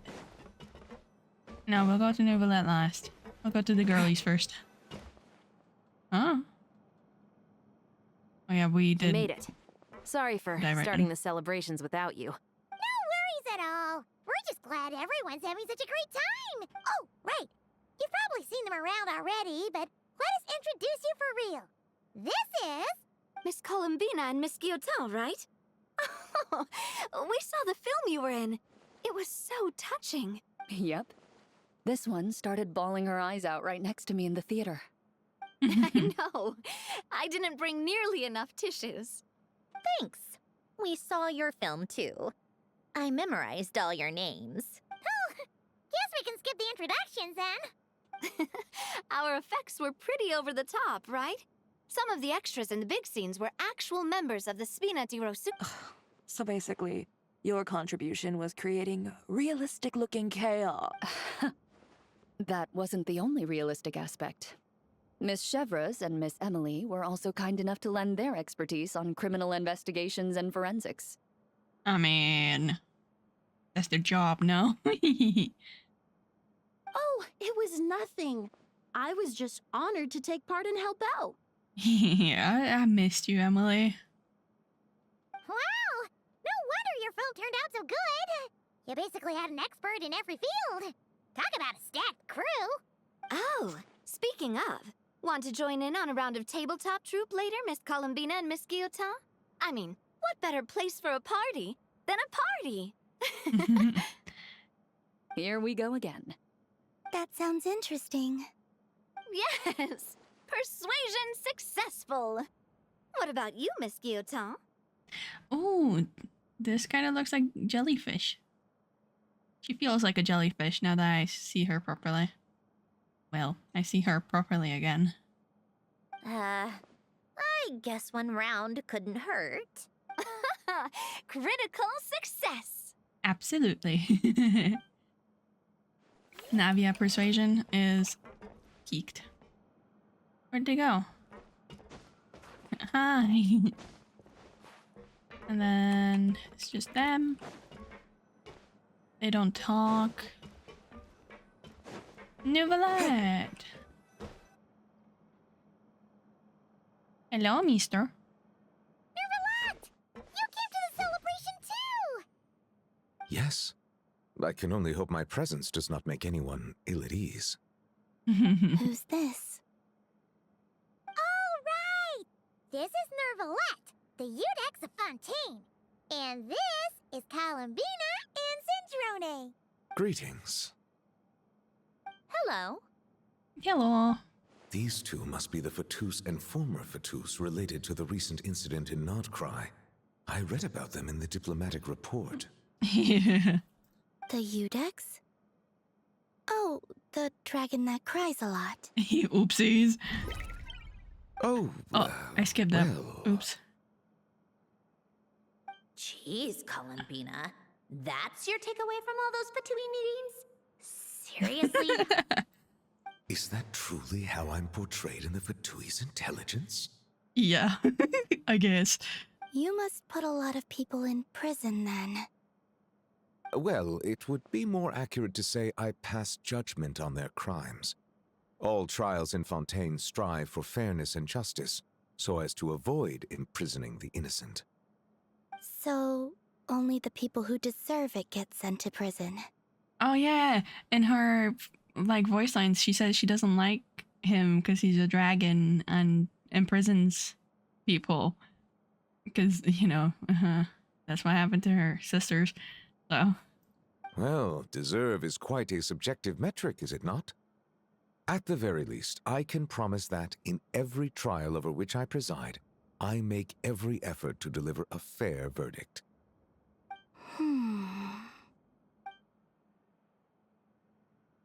Punch. Yeah. Of course she did it. Oh, for the love of... What is she doing now? You seem like a good dragon. Not the kind that throws people in prison for no reason. I think we can get along just fine. Well, thank you. Then she punched me because... Oh, sorry, Nouvellette. She thinks that's a sign of friendship. Where does she even pick up weird habits like that? I see. I believe I have observed people on the streets of Fontaine expressing affection in a similar manner. I suppose I now know what it feels like. Yes. Quite, abrupt. These two are surprisingly alike. I wonder if her voice has looks like changed. Arlecchino's here. Come on, Columbina. Let's go have ourselves a tea party. Of course they are together. They're chatting about how Columbina punched them both. Where is she? Tea time. Oh, it's in here. She set up table. This wasn't here before. Well, it's been quite some time since the three of us gathered to drink tea like this. Yes, but your tea is as good as ever, Sandrone. Of course it is. The pastries you brought aren't half bad either, Arlecchino. I'm glad to hear it. Are they to your liking, Miss Farina? If I remember correctly, this particular cake is your favorite. Yes, thank you. The tea and pastries are absolutely delicious. And she's like, why am I here? I can't believe I'm casually sipping tea with 3 harbingers. Or are some of them former harbingers? Who knows? Due to diplomatic reasons at the time, our last tea party was rather tense, wasn't it, Miss Farina? You have my apologies. But this is simply a casual gathering of close friends, so I do hope you can relax and enjoy yourself. Of course! I I appreciate the hospitality, in both cases. Next time, let me be the one to treat all of you. I'm sure we'd all be delighted to have you join us more often. The same goes for you two. Just keep the pastries coming and we'll be there. Of course we should do this again! We've all been through thick and thin together by this point. This is nice, Sandrone. It reminds me of the happy times back in Snezhnaya, when things were so lively. Yeah. To be honest, I never thought these gatherings would feel this lively ever again. Well, I think I speak for all of us when I say we're truly glad you're back, Sandrone. Me too. I've realized that holding on to what matters doesn't just mean protecting what you already have. By reaching out and striving for something new, you can gain much more than you think. That's so good. Uh-huh. I'm happy for her, truly. No, that certainly doesn't sound like something the old you would say. Well, I'm only going to say it once, so don't get used to it. Who knows? Perhaps your tea parties will only get livelier from here on out. Yeah. Once Capitano stands up, he's gonna be right there, and he will not be sitting. Once you return to the Fatui, we'll have more opportunities to keep in touch in any case. I want to spend more time together too, but I don't want to go back to the Fatui. Well, Nod Krai isn't too far from Snezhnograd. It shouldn't be hard to find a place where we can all get together. Oh, and then I can sing for you, or put on some of your favorite music, just like the old days. Speaking of music, I spotted a mechanical piano below deck. Is it yours, Miss Guillotin? Ooh. Yes. Reclaimed, I suppose you could say. Why don't you play something for us? Huh? In front of all these people? Yes, why not? You play so well. I'd like to hear as well. Yeah, come on! Just a little, please? Ether, I'm sorry, buddy. You need to remove the thumbs. It's so silly. He's like, yes. For the love of... Yeah. Fine! One piece, and that's it. Is this gonna be another cutscene? Or... Yeah. This feels a little bit more... Like, the lighting on that was a lot more cutscene-y. I think this would have been nicer if I finished the fishing.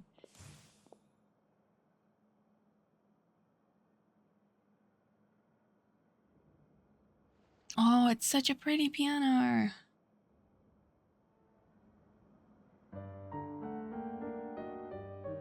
Are we playing anything, Queen? I don't hear shit.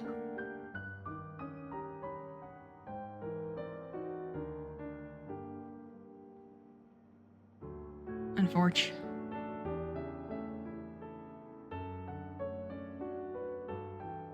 I bet it's pretty.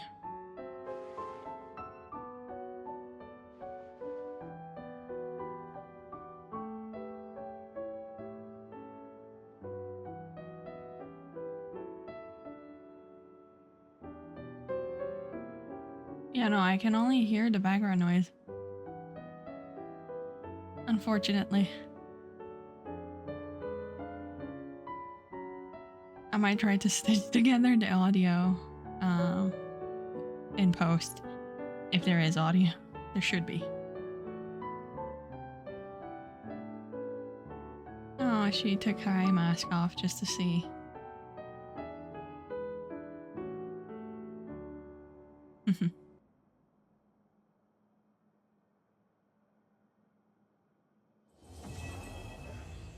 Those we have kept. That's done. All right, Musketeer Pictures. Everyone ready? I'm not sure I should be in this one.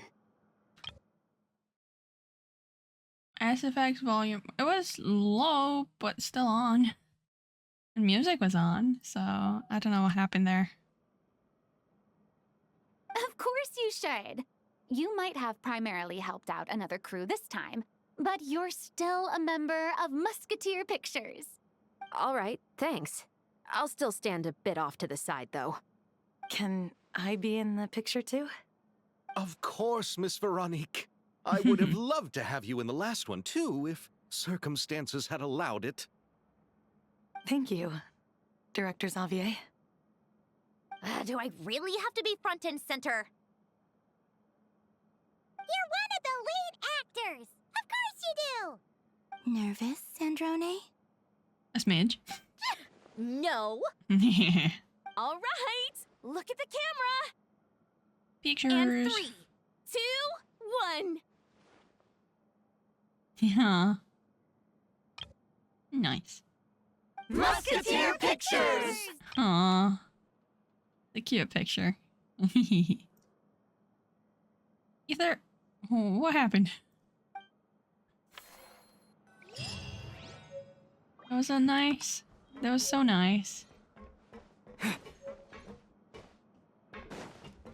That was a nice quest. I'm a little bit upset about the audio not working at the end. I don't know what happened. Again, I'll try and put the performance audio back in. Later. But it was her theme, I think. Well, I really liked the quest. It was really good. They didn't give us any crumbs about Snezhnaya in any meaningful way. Why is it raining? But it was really nice.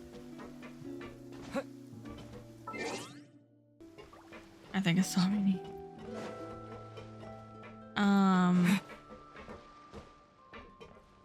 It was a great quest. It was like a good way to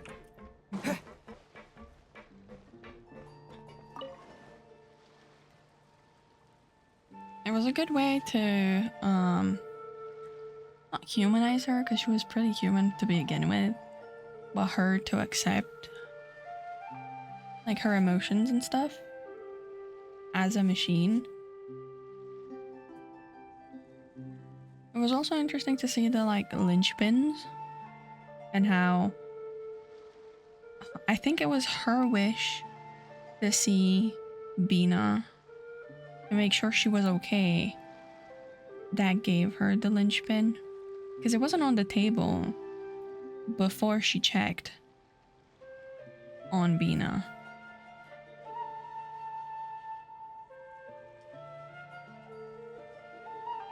And the film and the reunion, it was great. And I'm glad to see, like, we got to see all of those Fontaine plus the Fatui characters. And it was really good.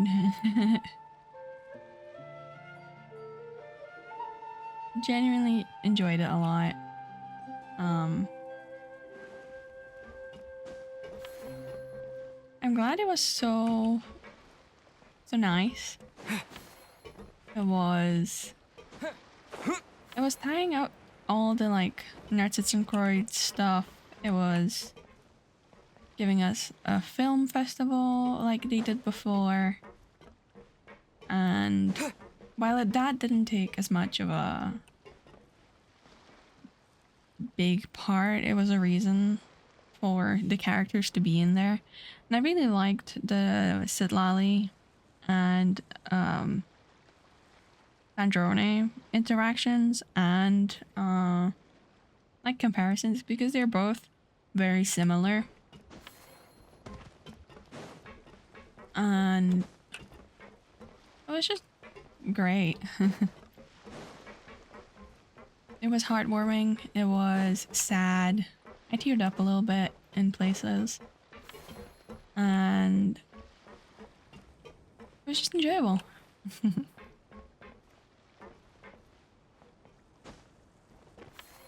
Even if I wasn't like super excited to do it initially, because it's been 3 weeks and I forgot what the trailer was telling us that was happening. I'm glad I did it. And now, so it's good. Now, let me know your thoughts. And next time we're going to the moon. So, I guess blast off.